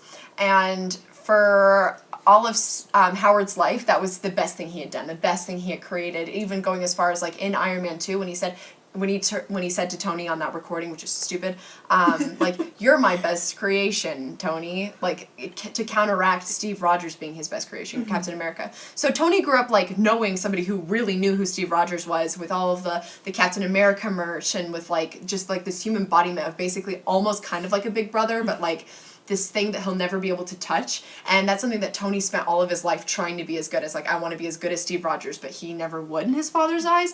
So Tony turned into the complete opposite. And I think that if Howard Stark had not created Captain America, Tony Stark would not be the same person. Yeah. Because I think the thing that's even crappier about that is that he didn't even do it. It was Dr. Erskine. Yes, Yeah. exactly. Yeah. No, yeah, I hate Howard Stark. Howard. Yeah, so, but Tony turned You into the suck. exact opposite. He just was like, fine, if I can't be Steve Rogers, I'll just be everything he's against. Yeah. And so, and that was like how he lived his life. And then you come to, and then like, but you also, because like, that was probably Tony's hero. Because like, when you had that close to it, and you can actually like, Tony Stark probably had Howard probably isn't had. it established that he's his hero? He was his hero for a while? Yes, Okay, good, and this is okay. especially established in Iron Man 2 when Phil Coulson is there, and he pulls, it's a bunch of Tony's stuff from when it's a bunch of his Howard stuff, and it has some of Tony's stuff from when he's a kid, and he pulls out it's capped shield. And it's a child size. It's not an adult size. It's not a it's a replica. It's a child's toy. And it's even broken in places from where a child had been playing with it. And then and Tony even looks at it like, oh wow, like there that is. And then gosh, who is it? Phil is like, oh my gosh, we're getting somewhere with Tony Stark. And then he's just like, put this under this to level it or whatever. But no, like Tony did look up to him. I'm sure that like, Steve Rogers was also a lot of Tony Stark's gay crisis. Yes. That was probably a big thing for Tony. Well, especially I see his like sexual response. Yes. Being in relation to that. Mm-hmm. And then with Howard being as terrible to Tony as he was, I'm sure he used Steve Rogers to be like this guy like who would tell him like, I like who you are as a person, Tony, and you are good enough. Like those are things that Steve Rogers, the ultimate hero, would say to Tony. So like I just always imagine how much of like a bitch slap it is to the face when he finally meets Steve Rogers, and Steve is just so mean to him. And he's like, this is not my hero. This is not the person who was supposed to comfort me as a kid. And then you look at it from Steve's side, and who we have in one of the cut versions in the Avengers. In one of the cut scenes where he's going through everybody's like papers from who he knew, and he gets to Tony Stark's and he hesitates on it for a really long time. Like he's like looking at it and he thinks it's gonna be Howard's kid. He's gonna be like Howard is. He's gonna be like big and powerful, but he's gonna be like, I don't know. I think Tony very much is exactly who Howard's son was. So I don't know what Steve was expecting, but not what he got. Yeah. Like I think he was expecting Tony to be like, if you need anything, I've got you. This is like all the stuff I have for you. Not to get like weird, but like I view it as weird. like Hegel dialect, where like there's like Captain America as like the thesis, Howard Stark is the antithesis, and then they make Tony Stark the synthesis. You know, so I see him as being like Yeah. So, No. Not weird. And yeah, that's it. great, cool, perfect. But like that gets into their entire first meeting, like how charged it is, like because a lot of people just look at it and they're like, oh yeah, they're just meeting for the first time. It's like there's so much that goes into, and they're so cold with each other on the plane when they first meet, and it's that whole thing's crazy. Anyways, I love that movie. I love how much they interact, and I love like they like lean on each other and it's amazing. And I just remembered everything I wrote about this paper, and I'm gonna try and condense it. But like one of my favorite scenes in that movie is when Tony is like after Phil dies and everybody's really like heartbroken about it, and Tony and everyone's trying to figure out what Loki's next move is, and everybody's like unmotivated about it, and then Tony's with Steve, and Steve says something to him, and he's trying to be kind to him, and he's like, we're soldiers, we have to keep moving, and Tony's like, we are not soldiers, that is not what we are, and he's feminine in it, this is not what they were built to do, this is like so hard for them, and he's like, you can't just pass it away by saying we're soldiers, and then like Steve is still trying to comfort him, and then Tony uses him as a soundboard, and like, which is something I don't even think he can do with Pepper, because Pepper is just so unresponsive to him. But like Steve just listens to what Tony is saying to him and is trying to bring good points up or like understand where Tony's going in such a way that Tony's able to bounce off of it again and come to quick synapses and like understandings, and that was my favorite part of that. It was just watching Tony Stark and Steve interact with each other on that close of a level, because like watching them interact, it was like they've been doing it for years. Yeah, it was amazing. Anyways, that's my whole spiel on that. Good. That's super good. Love the Avengers, great. Yes, great movie. No, those are perfect reasons for why I'm really excited to talk about more of the theory. I just have to say. So my number 4 was Black Panther. It was really good. The characters were all flawless. All the art design was incredible. I love Afrofuturism as an art form. It's incredible. I thought the movie was very well put together, and all the details of the world and the details of the production design really filled in a lot of the blanks for me. And I thought that Eric Killmonger was one of the best villains that I'd seen. Yeah. Oh my god, it's my dad. Just give me a second. Yeah, no, take your time. Ask him what his favorite Marvel movie is. Hi, Dad. Ask him what his favorite Marvel movie is. We're recording the Marvel ranked episode. What's your favorite Marvel movie? He's laughing. We have a call in, everybody. It was delivered. Okay, Dad, you're on now. My favorite Marvel movie.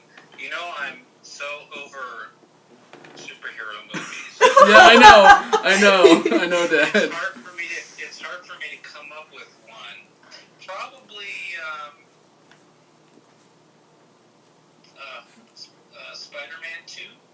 That doesn't count. That's a good one. That's one from a long time ago. We're talking about the cinematic universe. All the new ones. I mean, Spider-Man 2 is a good movie. Alright, The Dark Knight. Wow. Thank you. Perfect. Thank you. Thank you. Okay, here, let me give you the numbers and everything. Pull yourself together.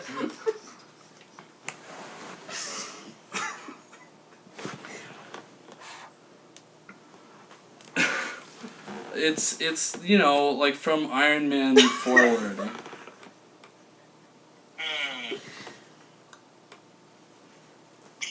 I mean, I don't know. The original Avengers was pretty fun. That's a good one. Yeah. Yes! We were just talking about that. about Yeah. it. Yeah, I guess probably the original Avengers. All right. Although I have to say, I don't like the idea of a universe where all of those, like, so improbable superheroes could all exist in the same universe. Yeah, I mean that's just sort of the way that the universe is for Marvel, though. So, but thank you, Dad. The Avengers. All right. Okay, hang on. Okay, hang on. The better one. Okay. The Incredibles. Wow. You know, that joke only works twice when you say the wrong franchise. I mean, The Incredibles is a good movie. It's a good Fantastic Four movie. I'm really excited for the second one. I hope it's good. I don't I know. think I hope it's they don't gonna do be the great. same thing again. I just hope That's it's all. going to be good. I'm the nostalgia. When I was a kid, So it I liked doesn't matter. Silver Surfer comic books, but that Silver Surfer movie wasn't really good. Yeah, you're right. It also wasn't the MCU still, but thanks for. Oh my gosh! All right, it wants your routing and account number one more time. Well, you know what, Dad? I'm gonna give it to you one more time.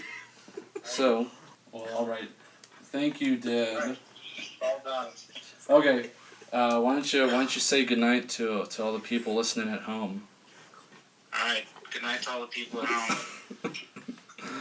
You're gonna receive that message. You were supposed to say, "Why don't you say goodnight, Dad?" And then I say, "Goodnight, Dad." Yeah, well, I'm not up on all my vaudeville bits, Dad. But thank you. Talk to you later. Goodbye. Good night. I told you. I told you, Kat. Oh my God. He's much more monotone than Charlie. What a nice guy, though. He's adorable. I like my dad. That lovely dad sense of humor. He tells the most dad jokes that have ever been told. I'm excited to see what you picked. Alright, so, everybody. Guys, we're It's on the top 3.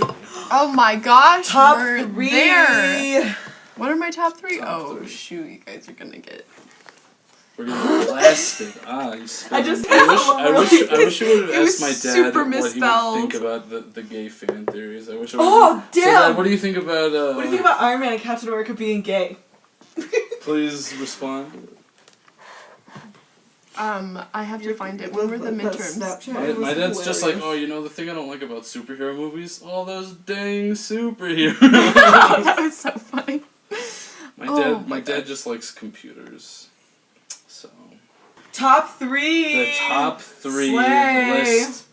So my number 3 is Doctor Strange. All right. I ignore a lot of the problematic elements of it, you know, because I just love it so much. I don't like some of the cringy jokes. The Beyonce one, to name one. I just really like the metaphysical stuff that's a part of Doctor Strange, because I find that it kind of aligns with how I view the universe. Yeah. But yeah, I really, really like it. I really like Tilda Swinton, even though she shouldn't have played by her. I like that, like, they try and establish that she's Irish, and they try to get around it, but it just wasn't quite enough. I'm really excited to see what they do with what's his name? Mordor? It's not his name. Maureen. I always pronounce it wrong. I'm What's his thinking name? Baron Mordo. I've only Mordo, seen it that's once. his name. That's his name. I'm really Seen it interested to once. see what they do with Mordo, because he kind of just disappears into the shadows at the end. So I think that he's gonna come back, but I don't know. I also just, I just really also like did that Benedict mid-credits scene Cumberbatch where he- a lot. Yeah. So let me tell you.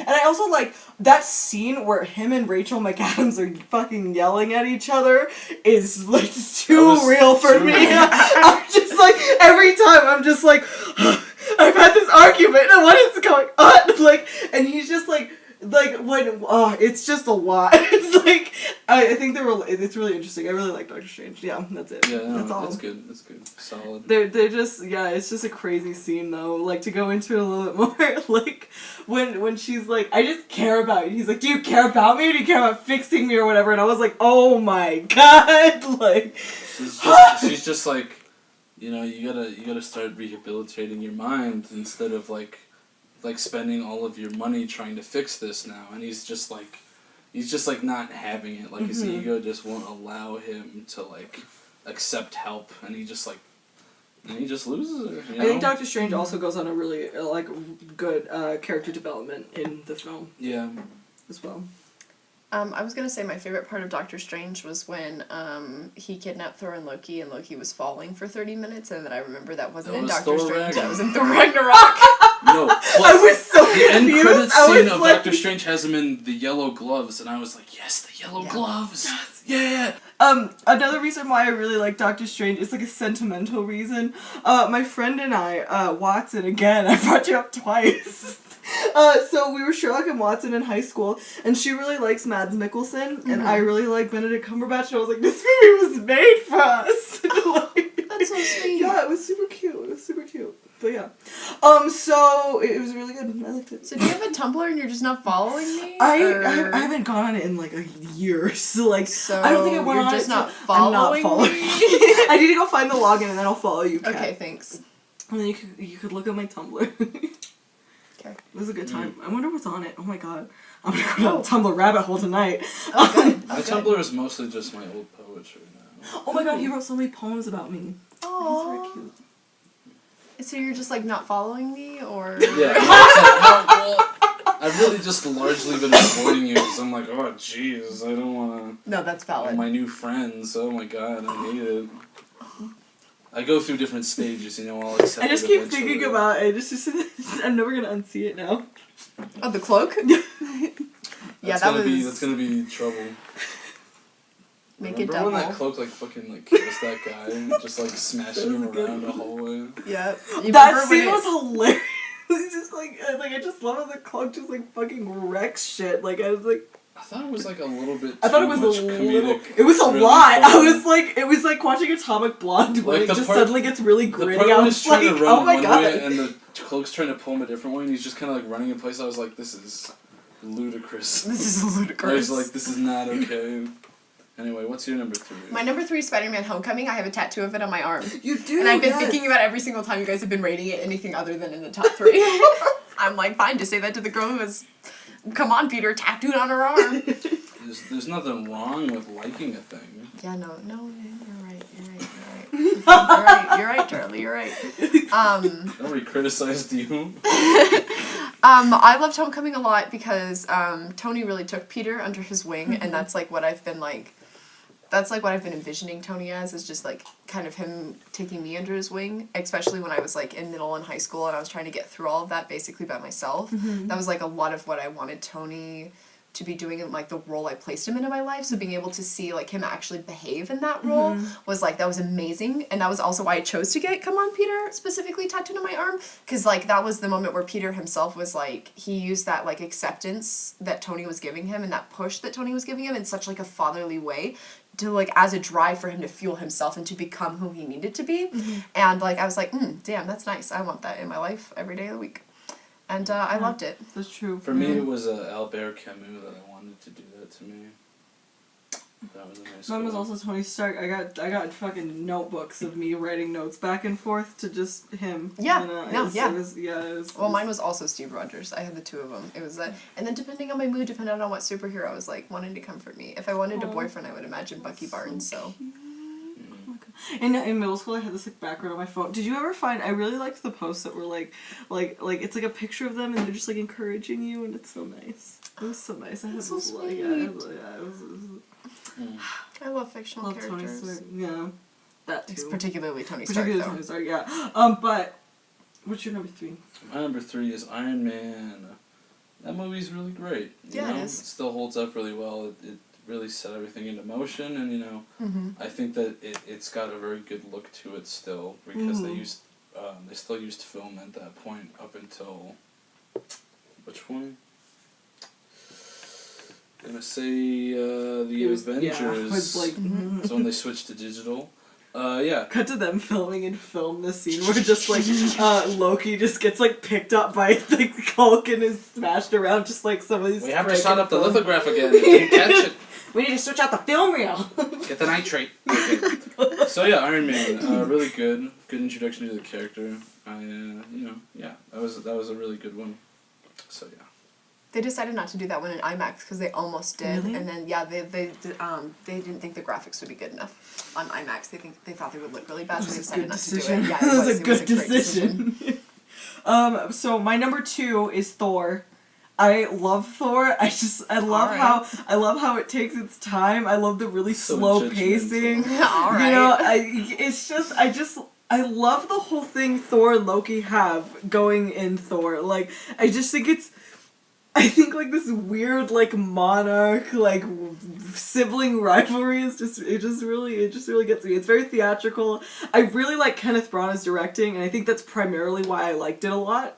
But yeah, I just love it a lot. I just wish that the movie had think more of that stuff, you know, because so much of it is just him hanging out in New Mexico. Yeah, I mean that's good. I mean, I really like Natalie Portman's character, so I mean that's Yeah, Jane. Yeah, I like Jane a lot. Jane's a I like Darcy too, but she's just kind of like never in it again. I I'm like okay, Stellan bye. Skarsgård. Yeah, it was just. I just loved Thor a lot. Actually, fun fact, my top 2, I like whenever I travel, I fall asleep to both of them. Like I just keep like repeat playing them until I fall asleep because I just love them both so much. They're just so good. Oh my god, yeah. Darcy always has really weird roles in fanfiction. Like, whenever she just show up, she always has, like, these really weird particular... Really? Yeah. That's so interesting. Yeah, it's always interesting to I see would think what she authors had, do like, with a her. separate community, you know? Oh, Like, I'm sure she does. Oh, okay. But, like, when she shows up in my side of things, it's always, like... Authors always give her a really specific purpose. And Yeah. It's always really interesting to It's see pretty how funny. they... She's like they do it. the universal like Deus Ex Machina for the fanfiction community. Look, Darcy inhabits the audience role in the 100%. film Yeah, she because does. she I find gives myself it having a the Chris same reactions Hemsworth's as her. body, and Yeah. you're like, oh my god, Same. them pecs and them. I don't know. I'm not Yeah. super into like. I mean, like I think it's cool. Like I like guys can be whatever, but like I don't like, generally look for like super cut guys. So I was like, That makes sense. It That makes didn't- sense. I- Knowing things I- about myself that makes sense. oh my god. No, but like that wasn't even why. Like I like it because like this weird thing going on with Thor and Loki. I like how like pointless their rival. I don't know. It's just a lot. It's very like Machiavellian and it's just really philosophical to me. Yeah. Look, I've I'm just just going entered on like a the doughy half drunk intellectual rant. Like I'm like part a of Half my drunk drunk rant. rant. Yeah. It's good. I was just flashing back to my boyfriend. What? Because you just made it. Because you're... What? Because we're just on separate sides of this... Because no, because Oh, my... yeah. Yeah, there you go. There Okay, you go. I'm There it back. is. I'm There back. it is. I'm There it back. is. There it is. I'm back on the train. Also, Yeah. you guys ranked it very low. Yeah, we did. Yeah, we did. It's true. Oh, but just you wait. Just you wait. Just you wait. Oh my god. So it feels like to So you love what the hell we got. Guys, it's a feeling for you to see. Berserk. It's been freaking with My second movie, okay, so my rank second is Captain America, the First Avenger. I literally know all of the dialogue word for word. I know all of the actions. I literally know everything about it. You okay? I was burping and Okay, just don't want you to die. I was reacting to that choice. No, I'm just I was kidding. like, that's what I thought it was. Oh my god, I was like, no! alright, I was just like, I really just had like a loved burp it. that came up. I'm so sorry. No, it's okay. No, but I love the First Avenger. It's just such a classic. Mm-hmm. It's like, this is like the classic, like this is the superhero formula. It's A, B, C, and I just love Steve Rogers' heart and how he starts, and like, it's just so like motivating, and I just love him so much, and he just has such this good backstory, and he's just like, he's everybody's superhero, and that was just such a comforting movie, and I watched it all throughout like high school, and it was just like my go-to comfort movie. I watch it for Christmas, I watch it for my birthday every year, I watch it for every holiday. I watch it on Thanksgiving, I watch it for Valentine's Day, like I just watch it all the time. I'm like, I just need to watch Captain America: The First Avenger right now. Just need to watch that. I love that. And I love it so much. Yeah, so this is really difficult for me to figure out because I go back and forth on this sometimes, and it's like, you know, it was a really hard decision, but ultimately I decided that my second favorite was Captain America: The Winter Soldier. All right. Because I feel like it's certainly one of the highest quality in terms of cinematography and like narratively, I thought that it was really strong, and I thought that like the tone of it was really solid. I thought that the use of like some historical fact as like the backdrop for what would be this conspiracy growing from inside of S.H.I.E.L.D. I thought was really interesting. I thought that that brought a lot of interesting change to Captain America as a character, because obviously he's put a lot of investment into this sort of blanket, defending America platitude, and where he becomes faced with this problem where he doesn't know if he can trust like the systems that he put his faith into now, because things have changed a lot and yet things have sort of stay the same. So like I thought that whole push through like all of these different challenges and figuring out how Hydra had been in there from like the beginning, because like historically the US government did sweep in a lot of Nazi scientists into their NASA program in order to research weaponry and stuff like that. So I thought it was interesting that they played up that aspect of it, but had it be Hydra scientists like Arnim Zola. So I thought that was really interesting, and I thought that it had a really good tone all the way through, and I thought that the climaxes were very well done, so it ranks very highly for me. Very good reasons. Yeah, that was amazing. That's solid, yeah. Yeah, you just hit it on the head. So, my number one is the Avengers. I just love it. I just love it so much. I can't even handle it. It's very iconic. When I was a kid, for sure. I used to I would order it on the DVR without asking permission, and then I just watch it a bunch of times. But I just think I don't think what the Avengers did could be captured ever again, honestly. Because I mean, it just nothing feels as powerful as it. Because I mean, having everyone come together like they did in the cinematic universe, I just don't think it could happen again. And I think that's tantamount from you see Justice League, and you see a bunch of people really trying, because it feels like everything now that's coming out is trying to set up a cinematic universe. But I just think the Avengers really nails it on the head. Every character has the perfect amount of screen time. Everyone grows in a really interesting way, both individually and as a team. And I just think it's a really, really really amazing film. I just really like it a lot. Yeah, no, I agree. The stakes feel really good, and they make sense, and I just think it's very well done. Very well. Very well done. I will say, some of the jokes, I'm like, ooh, that's a little...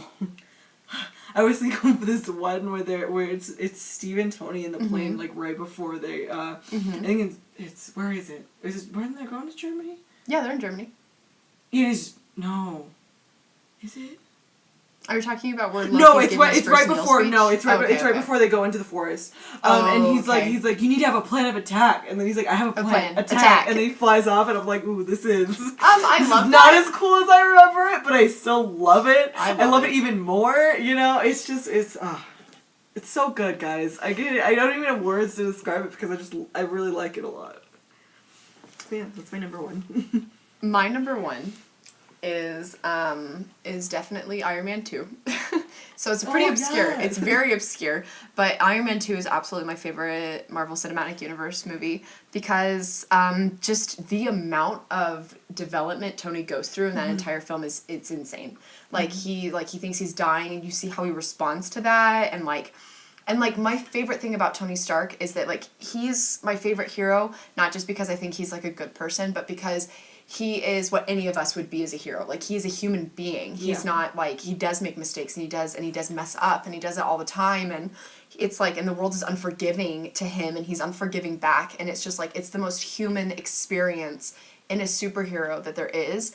And I love that about him, and that film just really reflects on that, and how any of us could respond to when we're dying and we make really terrible choices, but we're just scared, and how he's scared to let people who he's really close to know about it, and he's and he has to confront his past, and he's not smart enough to figure this out, and then he has to deal with his entire relationship with his father, and then he even has to reflect on his entire background with Captain America, and And I just love it, and he's like, his role in this world is just getting bigger, and people are trying to take his safety net away from him. The Iron Man suits, like the government is, and he's just not letting it happen, and he just wants so much, and he's so happy that he's still this good guy, even though he's not viewed as the good guy anymore. And it's so complex and like deep with how Tony deals with everything, and how the world is dealing with Tony Stark, one of like the first superheroes that we're getting. And it's also interesting to look at it and like compare Iron Man 2 to Civil War, and to see how far like the government has come in that universe, and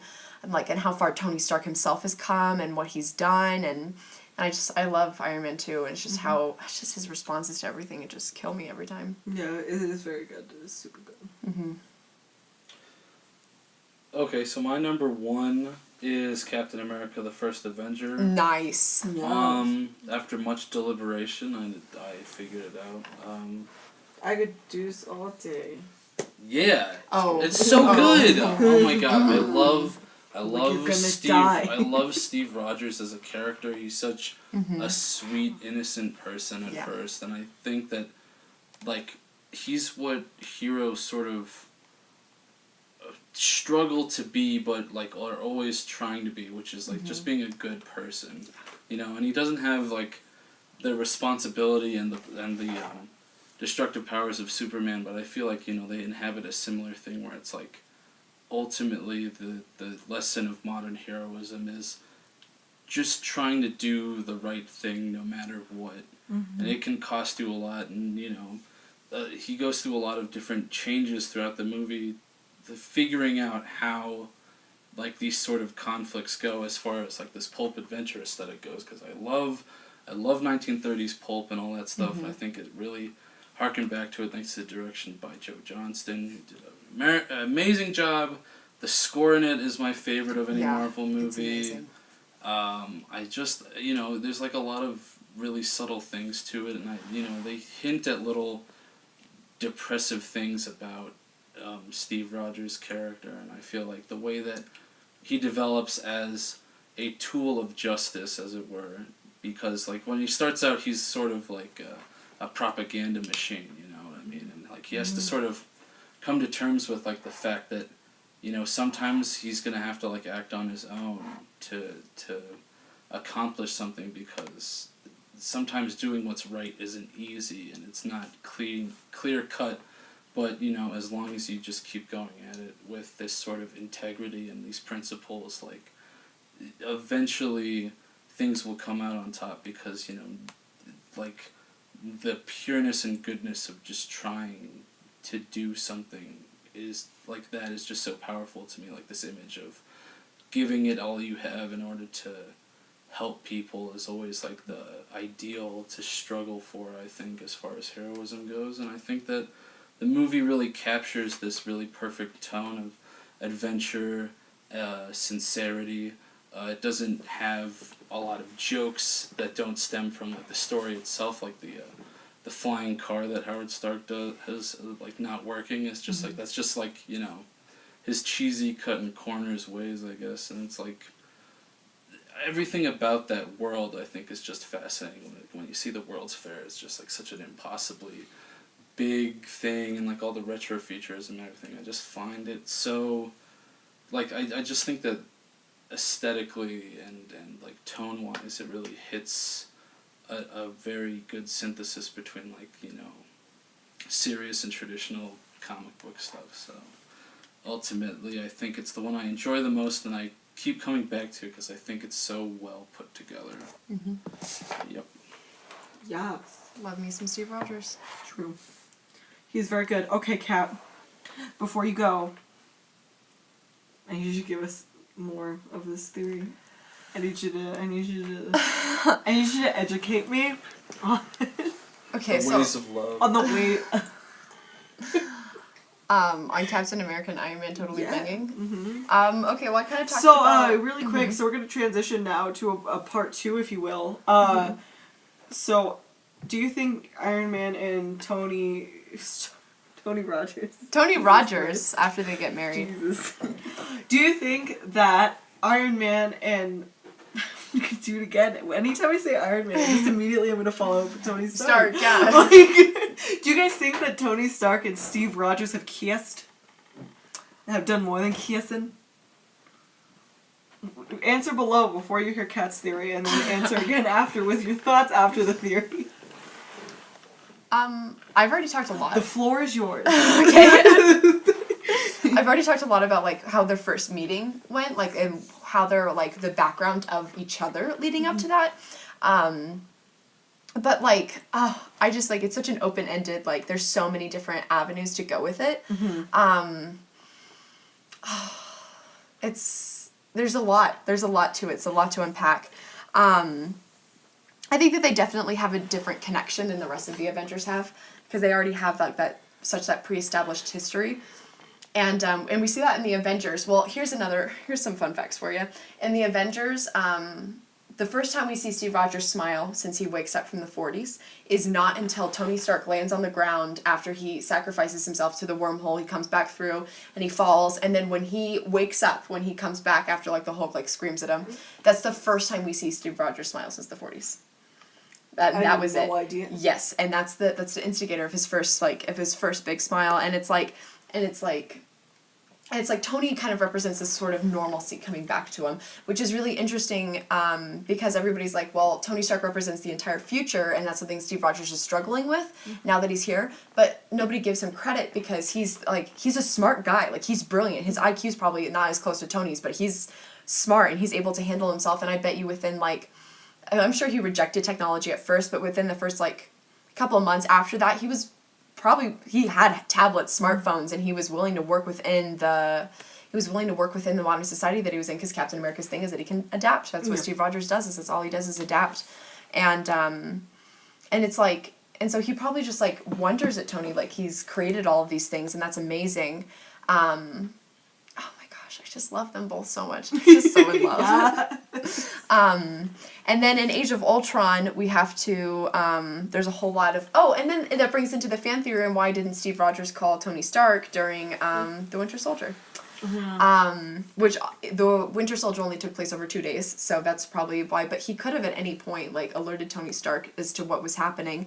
And I think Steve at that point was so worried about Tony getting involved with Hydra and S.H.I.E.L.D. being how it was, that was a big thing, and it had to be such low down that Tony couldn't be involved. But this isn't the first time that he does. Well, that's the first time he doesn't include Tony, because then you get into Civil War, and that was the after credit scene in Ant-Man, and I was for months after. That was all I talked about after Ant-Man came out, was the after credit scene in the very end, because it was literally a scene from Civil War. And it was Steve and Sam, and they were looking at Bucky, and his arm was stuck in the thing or whatever. And he's like, "Should we tell Stark?" And we have no context for it at all. We have no idea where they are. And he's like, "Should we tell Stark?" And that's what Sam says. We should tell him. And then Tony and Steve's like, "No, too much has changed. He won't believe us." And it's so interesting to know where Steve is at, where he thinks that Tony wouldn't believe him when he tells him stuff, and oh my God, it's just I just want them to sit down and talk to each other for 5 minutes about everything they're going through. And it's so interesting in the MCU how they choose to yell at each other about everything all the time, because in the comics they get along wonderfully. They just get along right off the bat. And so just in the movies, it's really interesting to see how they how much they don't get along, and how they have such an intense background between the two of them, but they who they are is two different. They're so different from each other, but yet so similar that they make sense together.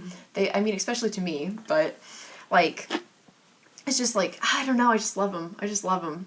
Yes, I don't know. There's so much. It's just it's such a huge theory. You guys will come back for part 2 with Kat sometime soon, where Kat just explains her theory. Yeah, no, it'll be great. I need to finish my paper first. Full time. Kat's gonna finish her paper, and then she's gonna give us a whole rundown of the theory. Yeah, it's really funny because in my posts on Tumblr, I always tag. I need to write a paper about this, and a lot of the tags, because it just scenes come up, and I'm just. Yes. Yeah, it's just so much. There's so many movies, and they're just so in love, and it's just so much to. That's okay. Okay. Okay, we'll do a whole good, other good. thing. You have to. It requires so much time. I'm gonna make a note right now. Do it. Make one. I think that Disney and Marvel have to get off their asses and start actually showing gay relationships on screen. Yeah. Because there's only so much that the theories outside of it can do to supplement what we actually see. And it's I'm just sick and tired of it. They're always you know, they're always skirting around it, like with Beauty and the Beast, you know, it's just like... Well, Elsa's supposed to be getting a girlfriend in the next Oh, really? Frozen movie. Yeah, that was like confirmed, I'm pretty sure. Confirmed? Well, Oh I my hope god, so. Which is yes. amazing because the tag give Elsa a girlfriend trended on Twitter, and then you want to know what the next tag? The next twat. The next tag to trend was give Captain America a boyfriend. So we're not gonna. I just like this is what I want. Oh my god, what if Tony and him kiss and then he dies? I'm I fine don't with know. that. I still just want it to be personally think canon. they'd be good together, though. What? Really? Why not discuss with me? No, he can't discuss until we have to save it for the episode. No, I want to talk about it now. Charlie's been leading up to it. That's true. Okay. Have I? You've been. You have. Yeah, you have. You've been saying. Things Yeah, about you've it. been giving. You definitely you've been, have. Yeah, you've been refuting. Pat and I have both heard it. Yes. All I've been waiting. All I've been saying is just that I feel like when it comes to Tony Stark, I feel more bad about him than good, and that's pretty much where it stems from for me. Ultimately, that's it. Steve Rogers would fight you for that opinion. No, he wouldn't. He's fictional. Why do you have to hurt me Oh like my God, this? Charlie. Jeez. Just got it straight through the heart. Hey, I take things very seriously in this way, but like I don't know, it's just Charlie really doesn't like Tony. Charlie's the know. Yeah. disapproving. He's Well, like, mm-mm, I just Tony. don't. I just think that his actions. Who is speak that boy? Very, Where did you very meet him? voluminously of him. Yeah, but you have to point to all of his actions. Like earlier you were talking about we were talking about your favorite, like why The First Avenger is your favorite movie. All of those things could be said about Tony and what he was doing in Civil War. I don't Yeah, think true. that's true at all. No. Yeah. I don't read his actions that way at all. Yeah, that's exactly what he was I don't doing. He think was that he trying. was doing it He was for the just right doing what he reasons. thought was good and what they were the right reasons to him. He was. The right reasons to people that are wrong are the same. Like that He doesn't was doing change the wrong things that for all the doesn't right change. reasons. No, it doesn't change the fact that it was coming from a place of insecurity, not coming from a place of. No, he logically thought about it. Tony's. Well, I they don't say that in the movie. You have to think about it. Tony Stark is very much a think about character. No. They need to show a scene of him looking out the window, of him contemplating things, of him like tangibly You're gonna being need to get saying, a better. that. They do when he's in the helicopter. Yeah. when That in the entire. helicopter. What do you mean when in the whole time he has his arms literally in a sling? Yeah. He's staring out into the foggy rain. But that's what he in his decides to go against the helicopter. Sokovia Accords. That's the whole point. No, he never decided to go against Yes, them. he does. That's literally wait because a he's second. I need to escaping think about General William Hurt. He's escaping him because he's breaking. Because what happened? What he was gets the- Wait, guys, specifically guys, told guys, by guys, the guys, general guys, not guys. to go. Guys. Yeah. So anyway, guys, tell us about what you think of this very well thought out, very well done theory that Kat has going with her readings of the film. Are you excited to have Kat come back? Thanks for I having know me. we are. Yes, To Kat. start with. Yes. So, give your own lists for your top 18, the rankings of all the Marvel Cinematic Universe films, and, Oh, it'll be 19. comment on that. Oh, Oh, yes. yeah. It'll be 19. Yes. With Infinity War. Soon, Wait. What do you guys think Infinity War is going to rank for you guys? Like, if just Oh, based what on do what you you've think seen I so think far, it's what do gonna. you think? Well, what do you think I've seen so far, Charlie? So Kat you haven't hasn't seen it. anything. Okay, so based on your general I think it's gonna be feelings- in the top 4. Maybe even the top 3. I think that getting them all together like that, watching all of my favorite heroes and loves of my entire childhood and life interact with each other like that. Yeah, really I think come it'll be together. in the chunk of the list that I like. I really hope that they surprise me, and I hope that it surpasses my expectations of the previous Avengers movies. I hear Tony Stark cries. Oh my god. I'm not ready for that. I'm not ready for that either. So anyway, you can find us at Facebook and Instagram and YouTube, and our website is gentlemenprefercinephiles.net. And iTunes. Thank you. Have a marvelous day. I don't get to put a plug in for me where you can find Yeah, me. Kat, where can you find? Where can they No, find absolutely not. Get out. you? You should give it your Tumblr. That's exactly what Yeah. I was going to do. I was going to do my Instagram and my Tumblr. My Instagram at, is it Cat Dowell? 1 second, I've got to fact check. I can't remember if it's Cat Dowell or Cat.Dowell. It's Iron Man is a good person. .tumblr.com. That's not it. Okay. Iron Man's the best person. What is my... I don't know. Oh, it's just Cat Dowell. And then that's my Instagram. And then my Tumblr account is Chris Evans Bulge. No hyphens or spaces. It's literally just Chris Evans Bulge. .tumblr.com. Yeah. Find me, His talk to bulgy me. beard. I've got a pretty solid blog. It's got a lot. It's good. I'm really excited. It's gonna be perfect. Okay, everybody go follow Kat. Come back when she returns to tell us all about her fan theory. And we discuss if Tony Stark is a good person or not. Oh boy. Woohoo. He's the best person. He Spoiler is the alert. best person, honestly. You know? Okay, well, do a sign off, Charlie. Do a cute sign off. Do Charlie, please. Like, Wait. Alright. Jeez. You know, we've had a lot of laughs. We've had a lot of emotional highs and lows on this journey. You know, God bless Jesus 420. You know what I'm talking about. My boy, my boy JC and the Gucci Gang. You know what I mean. Yeah. So go to your local comic book store and pray to Stan Lee and have just the best time going to see Infinity War, because I know that we will. yes. Whoa. That's my outro.